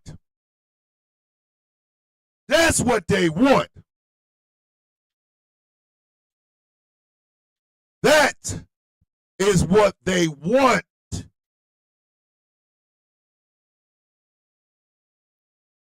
Obama had to literally fly perfectly to even sniff the seat of President of the United States. Mind you,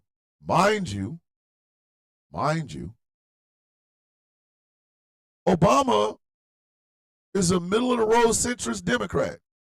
He gonna do some centrism shit.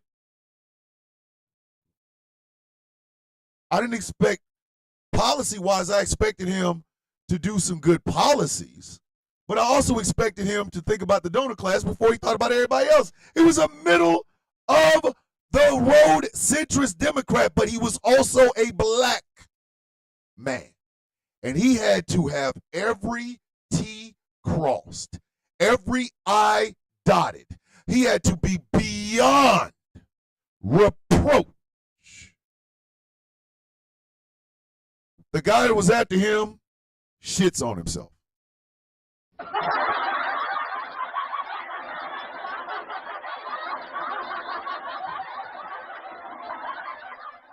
The guy after him lost the battle with his own bowels.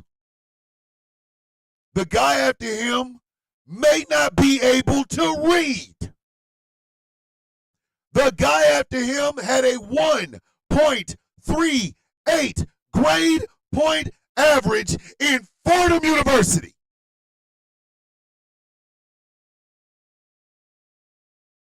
The guy after him got 5 deferments from Vietnam for his effed up feet, which I know.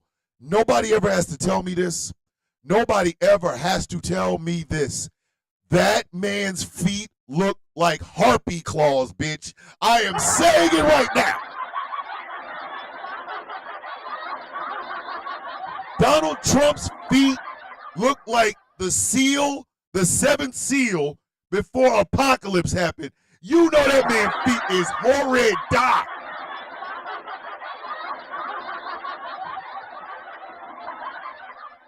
I don't do pedicures because I'm not really comfortable with my feet. Are my feet jacked up? No. They're not like my father's feet, who had so much toe fungus that he was able to cut through socks. But even my father's feet would look like OnlyFans model feet compared to Donald Trump's hoofs. I know, listen, y'all ain't never got to tell me. Y'all do not, I never need to see that man's feet. Never. When his ass is on the slab with the autopsy, I don't ever want to see that man's feet. I bet you his bunions got his whole foot doing the shoulder lean. I'm telling you, that man's feet, listen.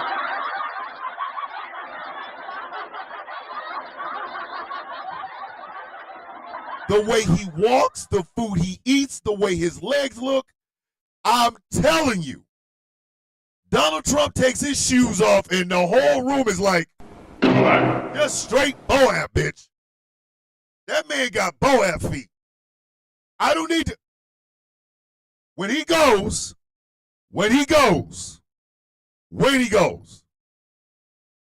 if they do the autopsy, please make it from the ankles up. Do not show that man's feet.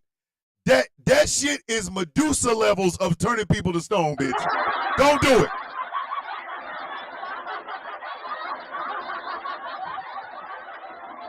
That man's hoofs do not need to be seen. Do the autopsy with the shoes and the socks on, bitch. Don't. No. No. That man take his shoes off. All you hear is,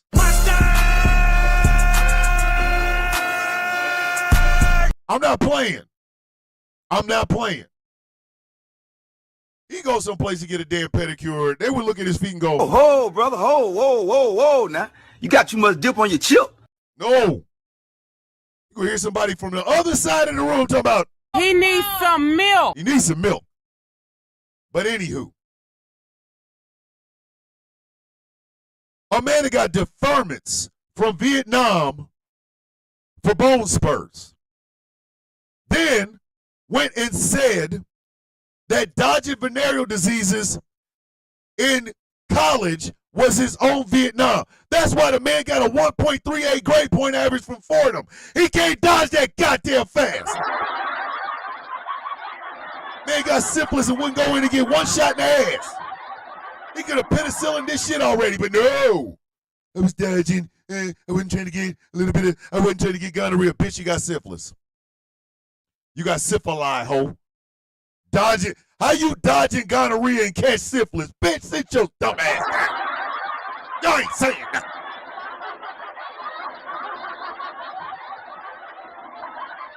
Obama had to extra love his wife, which was not a hard thing for him to do because it's Michelle. He loves her. He had to extra love his two daughters, Sasha and Malia. The guy that replaced him has two daughters. He yelled you the name of the second one.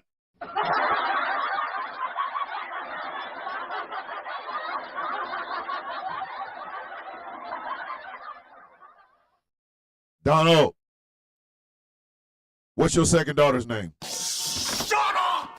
Why is it shut up, Donald? Don't you know your second daughter's name? Oh my God, bro. Oh, hell no, man. What the fuck, man? Get your ass on, boy. You get your goddamn ugly ass.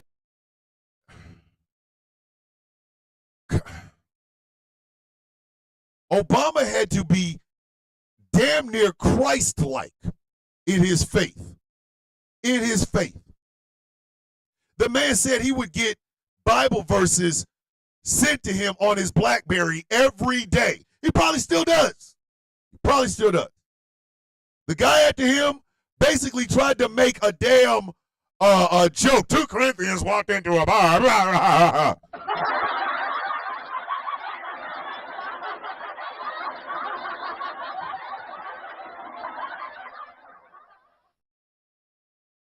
It is just like Chris Rock said. Black man has to fly to get someplace that a white man can walk to. Which is why I go back to Cincinnati and this fight. How in the name of everything that is holy are you going to tell me that it's animalistic to defend yourself after somebody wrongs you? They have been saying that shit to me my whole life. My whole life. Not just the people outside of my family, but my mother as well. I've told y'all the story about when I was 13 years old, I had the back of my head cracked open. Running home from karate class. All white karate gi, white tennis shoes.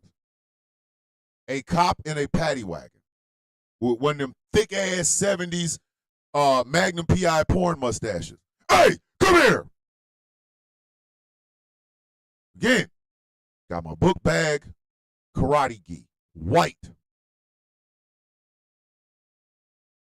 Man grabs me, slams my head and my body onto a goddamn paddy wagon that was hot as hell it was in the summertime, so it was burning up. He proceeds to grab me and crack me in the back of my head with a Maglite flashlight. I got to be 10 types of niggers. What'd you do with the stuff that you got in the car, nigger? What did you do with the stuff that you stole out of the car, nigger? I didn't steal anything out of any car. Back of my head is bleeding all of this white karate gi. I'm handcuffed and physically thrown into the paddy wagon. They drive. He backs up, drives down the street. They stop. 2 more cops show up. One Mexican, the other one white. Same goddamn question. What'd you get with the? What'd you steal out of the car, nigger? What'd your little nigger ass steal out of the car? I didn't steal anything. I just left karate class. We'll see, nigger. Door closed. Couple of minutes go by. This old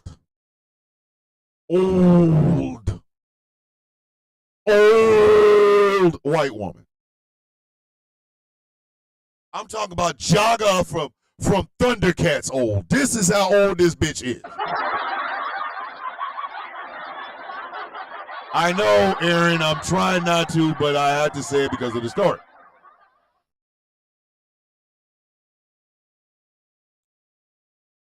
She comes. They have her right in the back of the, you know what I mean? Right there. Is this the guy you saw? First off, she's old. Old. I think she aged 5 years just by coming to see me in the back of the goddamn paddy wagon.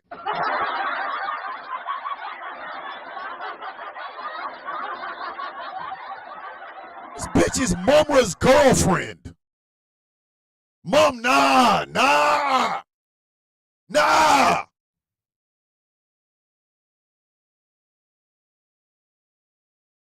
She says the guy she saw was wearing black pants, a white t-shirt, and white shoes.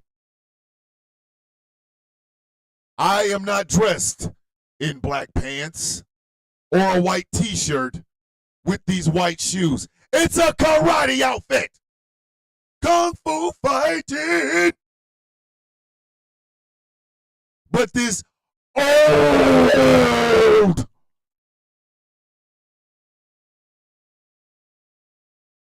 bitch has Moses' original cell phone number on.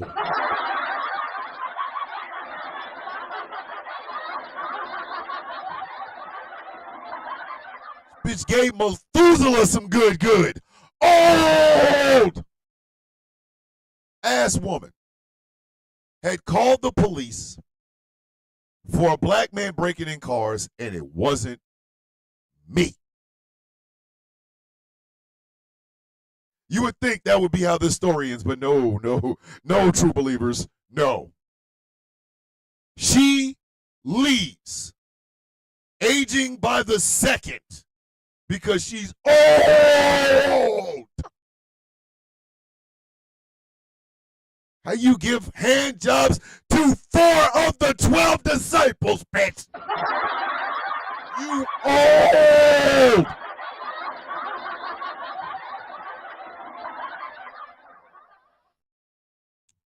She leaves. They close the doors. I think this is the end of my ordeal, and it is not. He goes right back.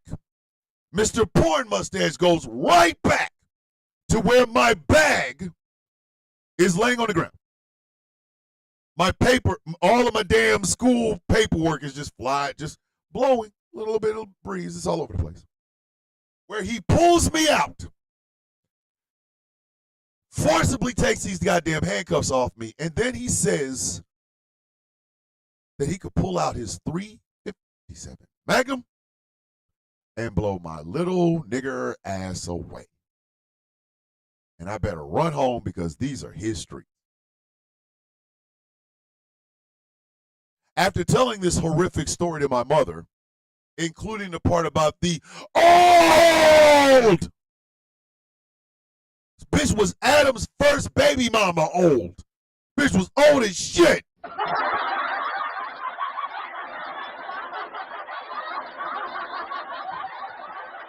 After telling my mother this horrific story, my mother, knowing how America operates, said, "We are not going to the police. We're not going to file a complaint. We're not going to do any of it because they will get away with it."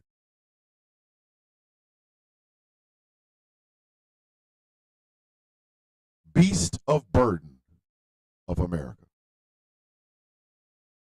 I want y'all to understand something. Our hostility towards each other comes from our survival mode technique and our don't trust anybody mentality. It is not that we don't want to be in fellowship with our brothers and sisters. It's just that society has made it to where we can't trust anybody.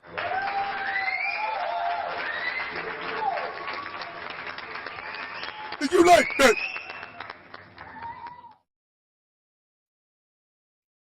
It's as simple as that. We have intellectuals, people that are 10 times smarter than me on social media, who are called race baiters. Can we, for the last time, get over this shit? For me to race bait you, you have to be a racist goddamn fish. You stupid sons of bitches. You ignorant son of a bitches. I can't race bait you if you don't take the bait. Now can I?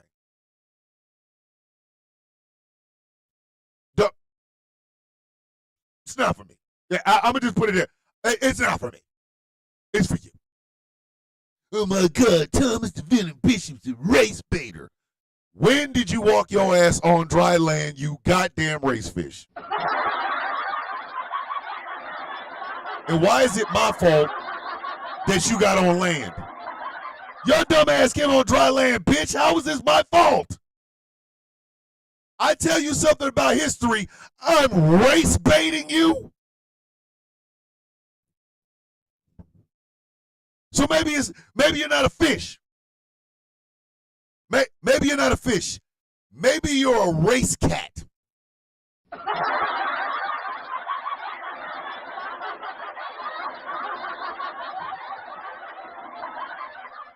Maybe you're a race cat. Morning, Raymond. Maybe you're a race cat. Maybe that's it. I put out some race food, or bait as you call it, and you just jump just all the way. You got your whole face in the goddamn bowl like you got your face in some good, bitch. You are eating all of the race bait. Why'd you eat it? Who told you to eat it? Why'd you run out of pee-pee? Who told you to eat it? We were in action, and she said in my ear, Go deeper. Go deeper. Stay with me now. Stay with me now. And what hurt me is I was already all the way in. So I had ran out of pee-pee. You do understand the cameras are rolling? Let me make sure I understand this correctly. Let me see if I understand this correctly. So I can talk about history. And I'm race baiting you. Thank you, Queen. I appreciate it. I'm talking about history. You are inflamed like a hemorrhoid about history, so therefore I must have tricked you into being a racist bitch. How, Sway?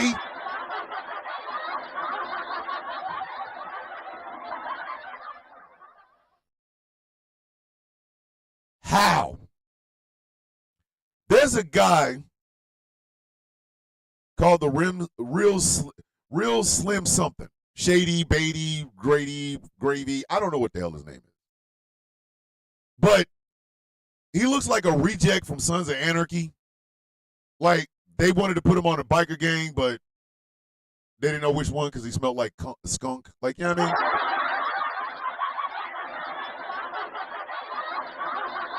mean? Anywho. He likes to say that Thomas Bishop is being racist and TikTok's protecting me. Look at me. Look at me. Do I look like I can sell any brand on TikTok and therefore I'm valuable to them so they got to protect me? Have y'all seen my content? Have y'all? I say the F word more than I say my own name. I say the F word more than I say my own goddamn name. Sure. What brands are hopping on that? Duke Cannon presents The Sound of Coffee with Thomas and Bill and Bishop. Hey, what's going on, motherfucker?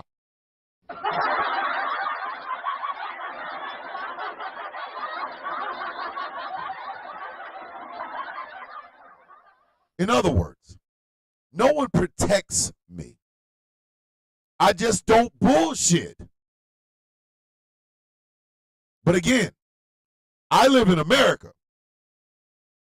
I arrive in America, land of opportunity, milk and honey, and guess what?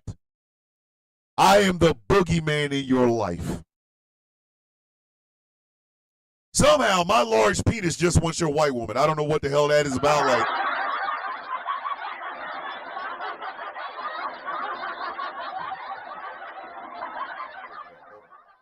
y'all know there's a Saint Swole Me joke coming. Oh, hold on. Y'all getting it right now.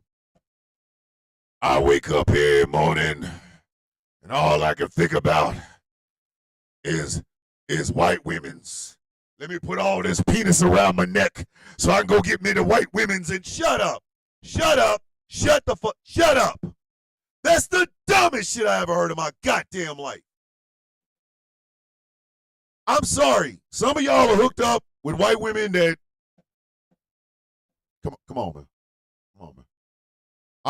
I'm glad you got her. I'm glad you got her because I know Thomas the Bill and Bishop want my white woman, and then you look at this white woman and go, Sean the non-believer. Sean.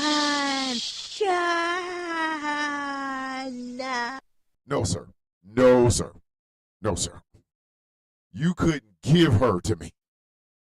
You couldn't lease her ass out to me, goddammit.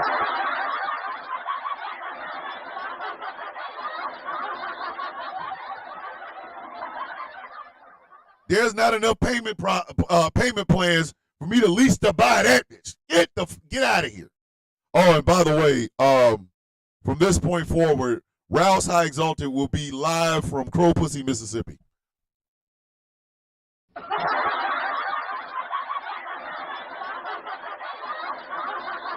Crow Pussy, Mississippi is where Rouse High Exalted will be from. Where's Crow Pussy, Mississippi? You just got to find it, goddammit. Like, I'm not going to sit up and tell you where Crow Pussy is. It's in Mississippi. I know that much. Angry has a small villa in Crow Pussy, Mississippi. It's Angry's house. We just go there to get blazed. Anyway.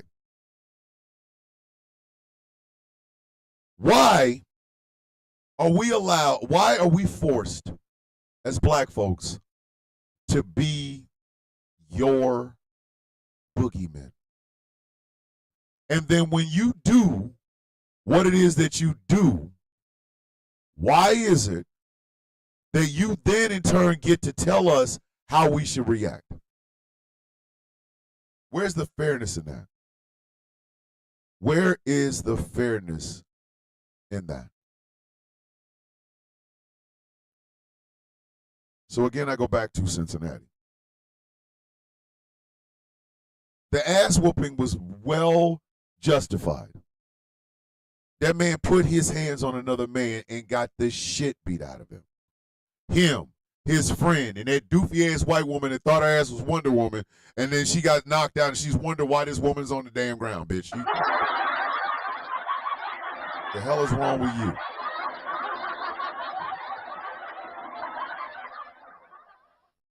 That bitch ran her ass up in there, thought she was really gonna do something, and You got to bring ass to get ass. she brought some ass and didn't get very much ass. Probably because Your mama still working in them $10 houses? my mama came from a $10 house. These guys got their ass whooped. Just another day in America. Keep your MF in hands to your MF itself, and you won't have anything to worry about. But no. It's only when black folks react that white backlash begins. And like I said earlier, we don't have a safe harbor, kids. as black folks, we do not have a safe harbor, and that's not even with ourselves. We don't have a safe harbor. We don't have anybody that says, hey, maybe I should keep my goddamn hands to myself. Or you see a black man getting hands put on him. How many of y'all willing to risk your reputation, your life, what have you, to stand in and go, hey, you're not going to hit him again? Or you going to have to fight me? Where you at? Where you're beast of burden. Where you're loud protesters when you want visibility, but you also forget that our asses in the room when we want you to do the bare minimum. We are your fetishes. You don't think of me as a person with a goddamn degree. You think of me as a person with a degree of penis. Morning, Nan, I love you. We are your boogeymen. It's easy to think that somebody wants your trifling ass, nasty ass wife, those equally big head, toe head ass, vagina spawn, the two of y'all pushed out, your funky ass goddamn flat screen television that you're still paying for off a Rent-A-Center, or that 1999 Ford F-150 that you're still paying on that has over a million goddamn miles. It's easy for you to think that we want your shit. It's easy. Because you can make us out to be whatever the hell you want us to be. And we don't have a choice but to play the goddamn game. We don't get to be human. We don't get to screw up. We don't get to have drug problems. We don't get to have alcohol problems. We don't get to be goddamn human beings.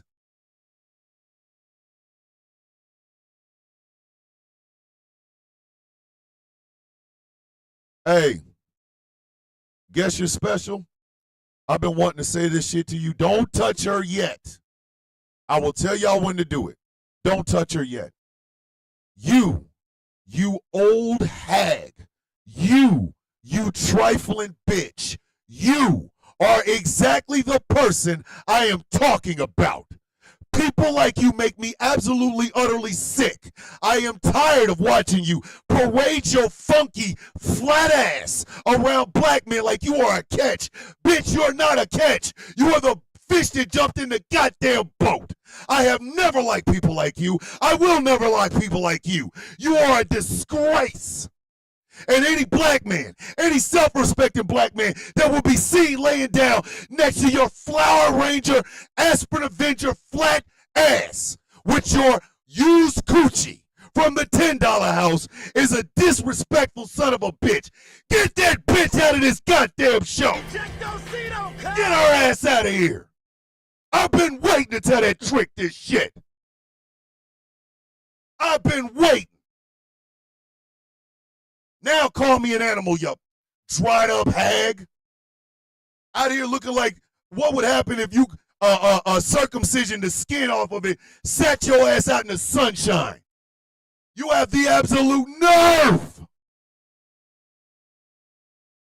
to bring your dried up ass in here. Here go Michael Pruitt with the here fishy, fishy, fishy, fishy. Goddamn Michael Pruitt.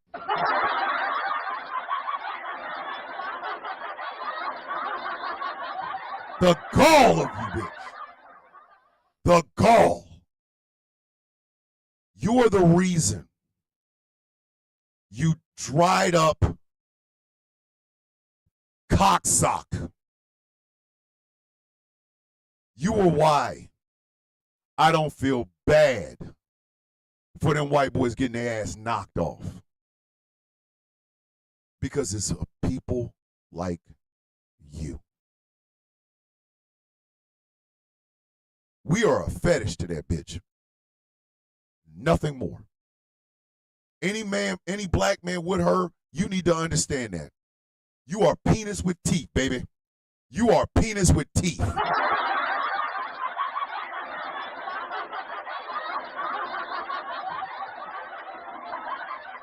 I get sick of that bitch. I've been sick of that bitch. Been sick of her. Wandering around getting in black folks' business because somehow she gave some mid head to a Negro. Oh my God.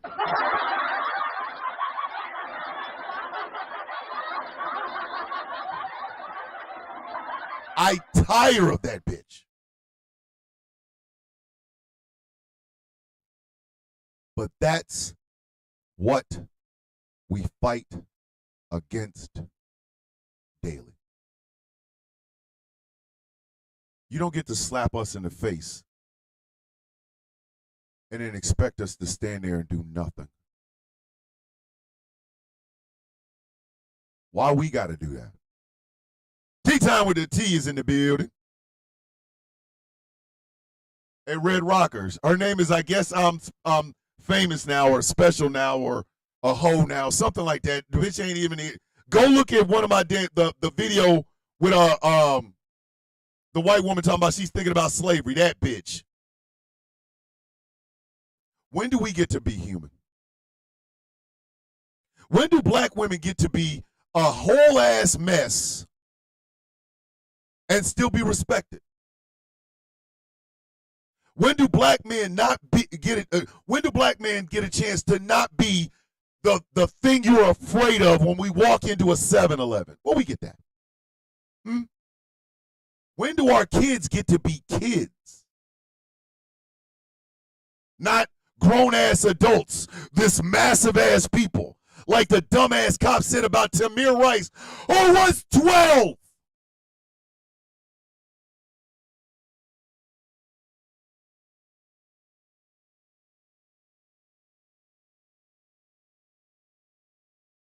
When do we get to be human?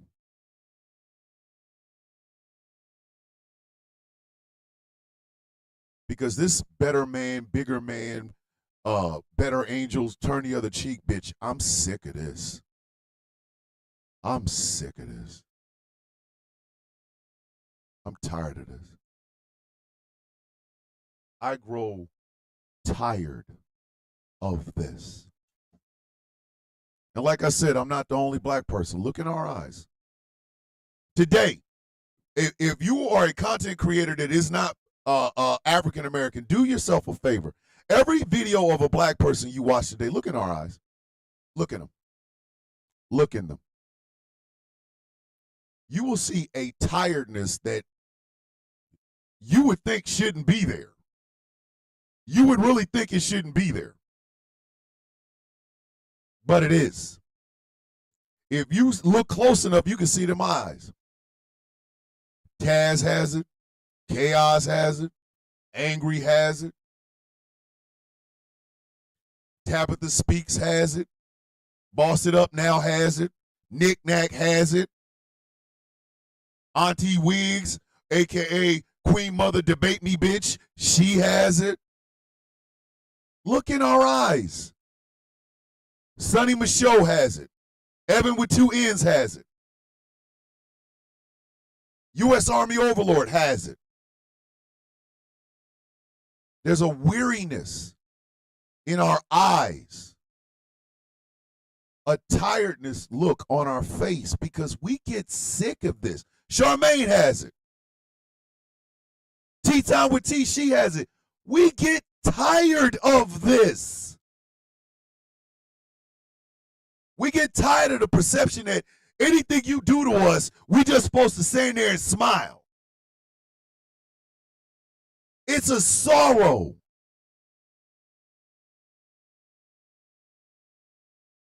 Booker Squared, she has it. 2 weekends ago, I was in Kansas City to bury my cousin. And I talked about her hands. Which is, when my sister called me and told me that my cousin Martha was dead, that was the first thing I thought about was her hands. And I could not stop thinking about them. Her hands touched my grandmother, a woman I've never met. And it was those hands that lifted me up, raised me, changed my diapers, gave me bottles, gave me hugs, rocked me to sleep. Those hands. Congratulations, can we not? The registration went through. Yeah!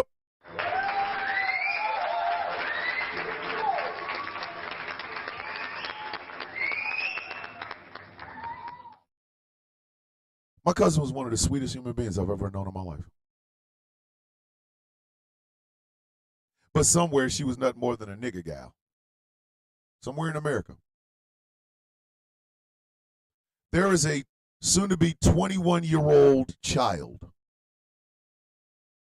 in my house right now. I have never known a more pure soul. Ever.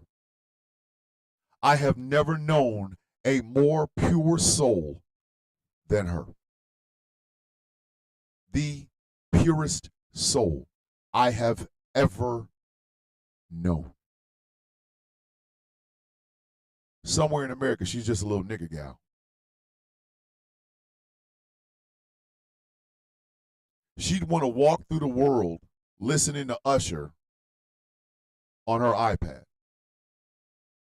And there are some diabolically nasty bitches on social media that would try to harm or hurt her. She's special needs. Pure soul I have ever known. Shit, we had one in here.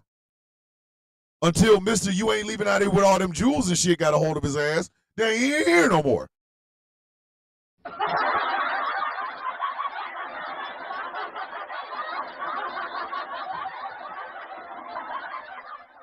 It's tiring.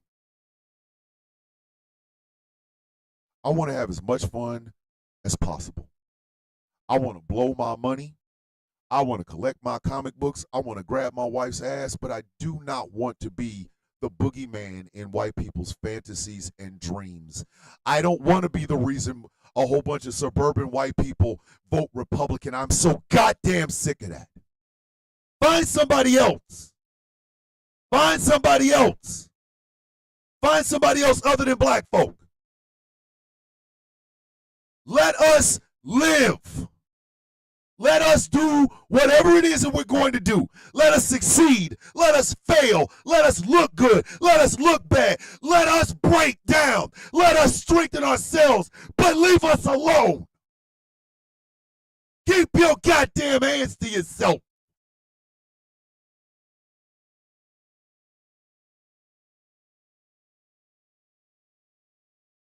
Every community outside of African Americans have some bias towards us. That's why a lot of them couldn't vote for a black woman. Whole lot of people let a goofy ass white woman talk them into getting this son of a bitch for a second time because, oh my God, we just couldn't vote for the black woman and she's doing this, that, and the third. When we over here trying to tell y'all, that shit over there is going to hurt you. Vote for that cicada is going to hurt you. Vote for that jackass is going to hurt you. We got disrespected. We, and by we, I mean every African American. Oh, well, we were only talking about Kamala. Bitch, you were talking about us. We all, black folks get a chance to see the existential threat and not play with it. 92% of black women, 80% of black men. Black men weren't even stepping up the way we should have. You saw all those goddamn tap dancing, sellout ass sons of bitches with Trump shit on. He gonna make it better, great again. When was it ever great for your black ass?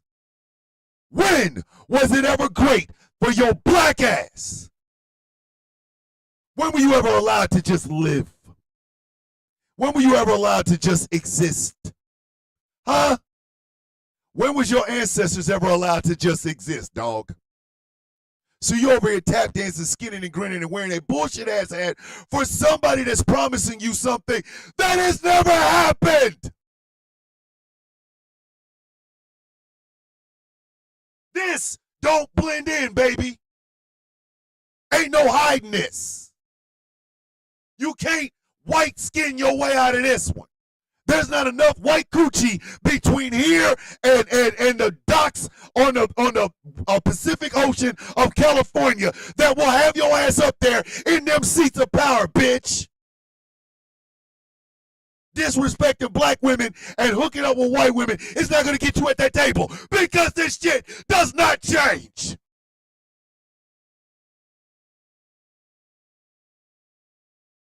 We don't get to simply have fun. We don't. It's the most tragic part of this.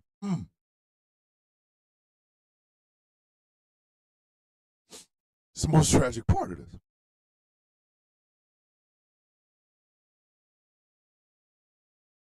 Something like what happened in Cincinnati happens, and all of a sudden we're animals.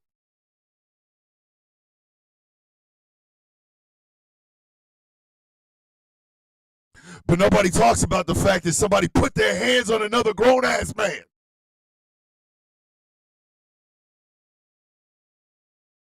Not a boy, not a nigger, a grown-ass man.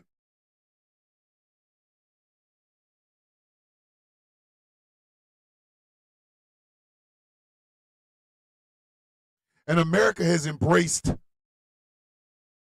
the ideology of the funny mustache man. Do not think for a second they didn't. It's always been there. It's just now out in the open because of that decrepit banana pudding in the brain having son of a bitch in the White House.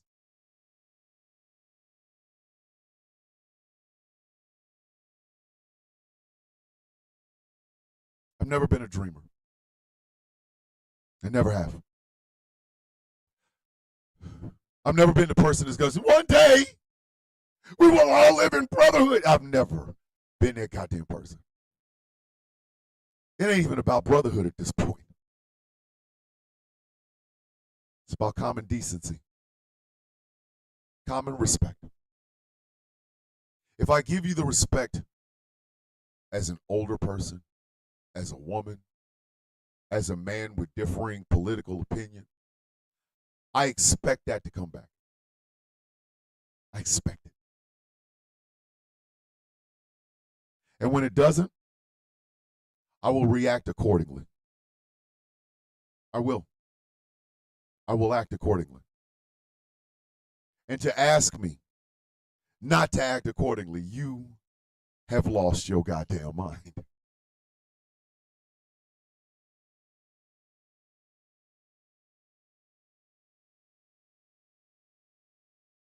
If you put your hands on me, I'm going to try to send your ass to a morgue. You can be bigger than me. You can even beat me up. But I will not forget. And when I come back, I'm coming back rougher than I went out. And I will not stop until your ass is literally listening to Mahalia Jackson in your damn iPod or in your little Apple earpods while she sings your ass to the other goddamn side. It's as simple as that. If you respect me, I respect you. If you put your hands on me, I promise you, I'm going to send your ass to the upper room. You can call me an animal now. You can call me a monkey now. You can get all the niggers out right now. But just understand, if you put your goddamn hands on me, I'm sending your ass to the other side. It's slow singing and goddamn flower bringing. And I don't have to explain to you why it's going to be slow singing and flower bringing. You put your hands on me, I'm sending your ass to your ancestors. You got to bring ass to get ass. You will get a chance to see whether or not Jesus Christ looks like the hair of Wolf Peter Brass guy or if he looks like goddamn Kenny Loggins if you put your goddamn hands on me.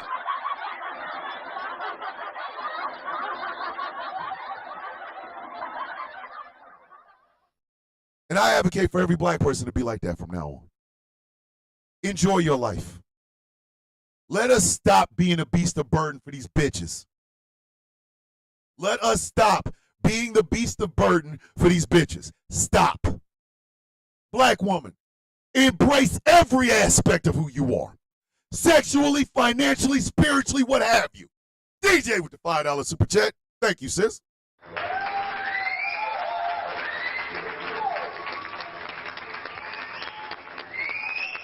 Stop dimming your light. If you got curves, show off every one of them. If you're smarter than everybody in the room, show off. Stop hiding. Black men, it is time for us to be more than violent thugs. I'm not. Damn Chaos is practically a poet.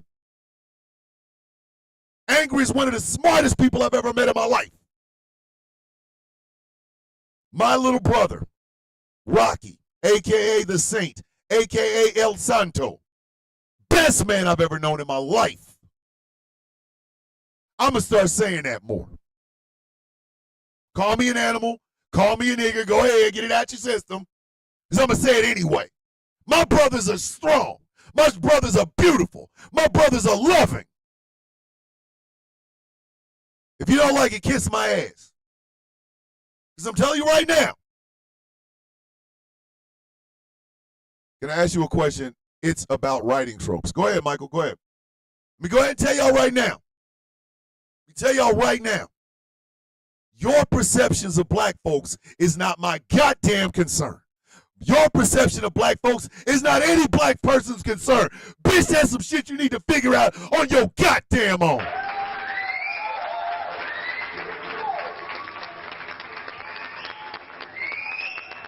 Don't come to us and ask us, oh, wow, how come you ain't protesting for my little thing? Bitch, did you protest for mine? No, then walk your monk ass on.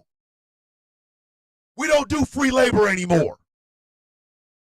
We don't ask for your money. We ask for some skin in the game.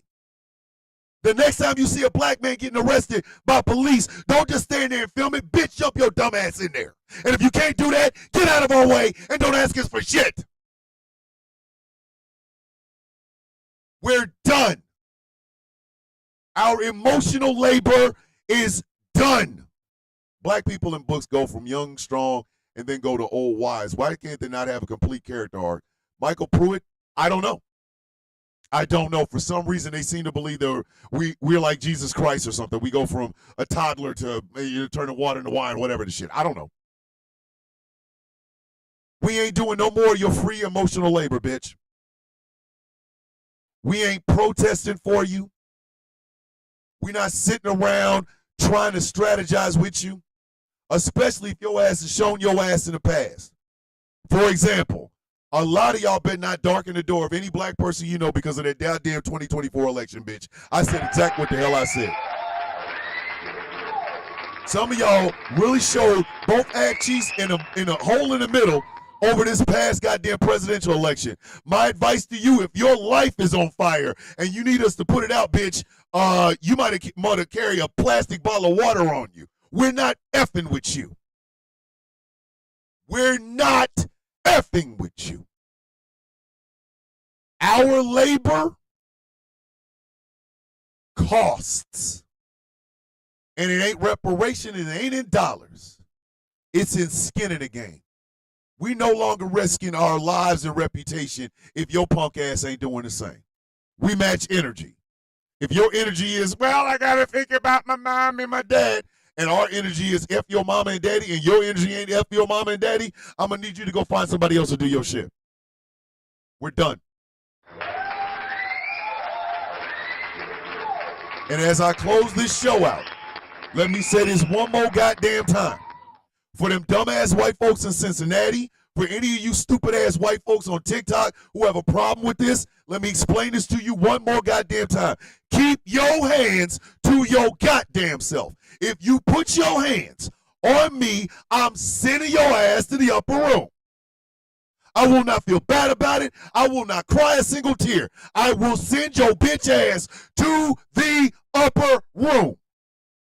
I'm not sitting here. No black person should have to sit here and live in fear of y'all bringing up, oh, Martin Luther King's bones, because you want to put your goddamn hands on us. If you touch us and we take your hand, bitch, now you understand why. Black women, the next woman that wants to touch your goddamn hair, let them feel the palm of your hand. Smack the dog shit out of their stupid asses. The hell out of here with that shit. Oh! The next time listen, if your ass is fill up on that Hulk Hogan American beer and some goddamn vodka, and you decide you want to go smack a whole ass black man, if he puts your ass underneath the street corner, bitch, you better sit there and smile and turn the light on. Out of here with that shit. We're done. We're finished. We ain't playing no more. You don't like us? Fine. You want your little white enclaves? Whatever. Go move. But don't bring your dumb ass out there putting your hands on another grown-ass black man, especially somebody that's got like 4 or 5 different friends, because you going to get your teeth rocked out of your goddamn mouth. You're going to be crying to the police and a whole bunch of goofy-ass white folks who also wouldn't say shit to us on the street because they would get the same goddamn treatment. They're going to be out here crying and try to cry for your stupid ass. But they're going to forget you started it. Don't start none, won't be none. Keep your goddamn hands to your goddamn self. And if you put your hands on me, you better kill me. Because if you don't, and I mean this with everything in me, I'm going to break my foot off so far off in your ass that you will have to open your mouth to have you help me remove my boot from it. And then I'm going to pack your ass up and send you to a goddamn Elvis Presley concert today. I said what I said. I ain't taking none of it back, bitch.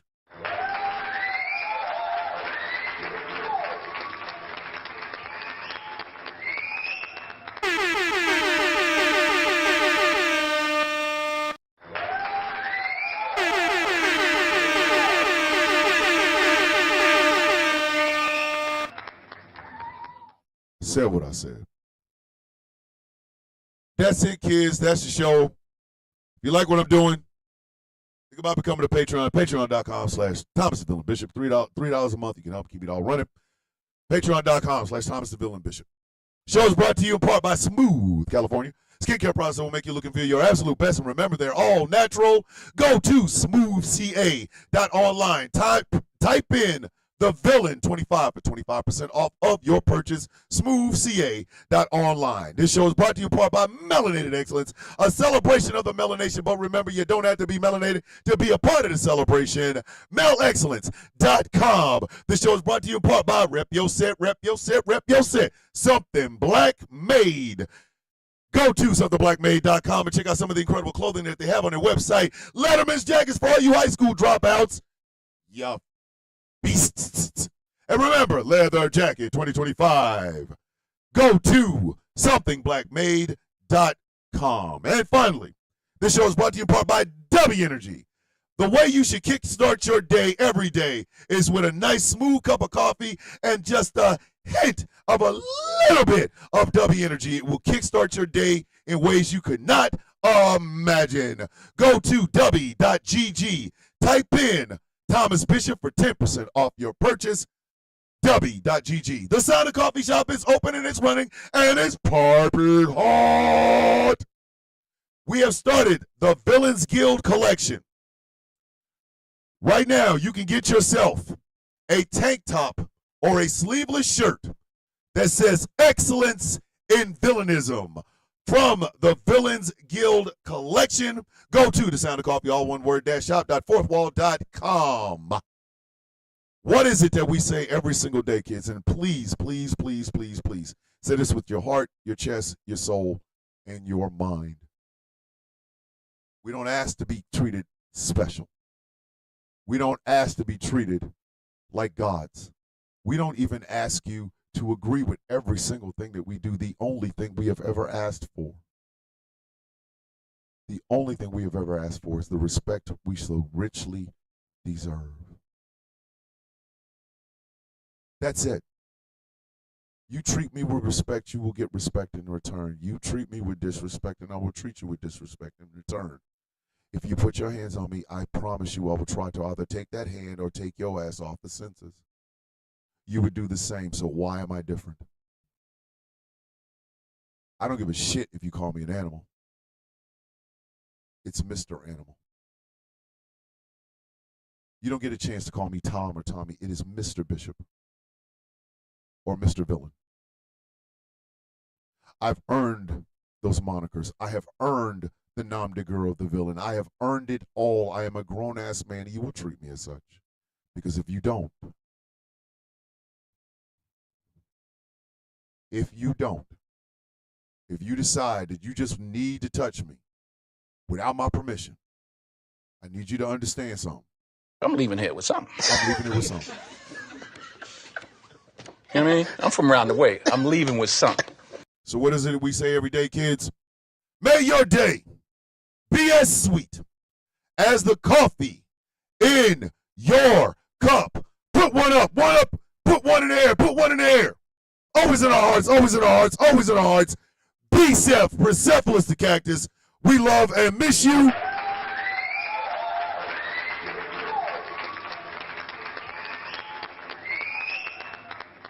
Ladies and gentlemen, my name is Thomas Bishop. I am known as the Villain.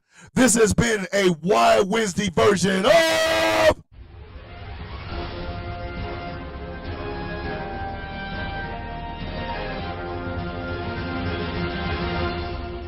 The Sound of Coffee on Ghost Claw Productions Radio, GCPR, where every voice matters. Tonight, on these GCPR airwaves, it is Heart to Heart with Pastor Clinton. She talks about your spiritual health and your relationship health. She gives out fantastic advice. Check her out on her YouTube or Facebook channel, Facebook page, and on these GCPR airwaves. Tonight, it is Heart to Heart. On the GCPR YouTube channel, it is Rouse High Exalted, where four guys try to see whether or not we can see the Kryptonian God of the Sun, or if we're going to miss him by that much. Rouse High Exalted on the GCPR YouTube channel. I love y'all. I don't think I say it enough, but I do. You guys are the ones that make the show what it is. And I will never be able to thank you all for it. Got to take my daughter to get her schedule for her freshman year in high school. You be safe out there, Charmaine. All of you be safe out there. What is it Tracina says? Hydrate, elevate. Self-love is self-care. Have a beautiful day on purpose. I love y'all, and I thank y'all for being here. With love, I say this. With peace, I give this. And he just shaved all of it off, baby. So you know what's going on. And hair grease. I love you guys. See y'all tomorrow. Be safe.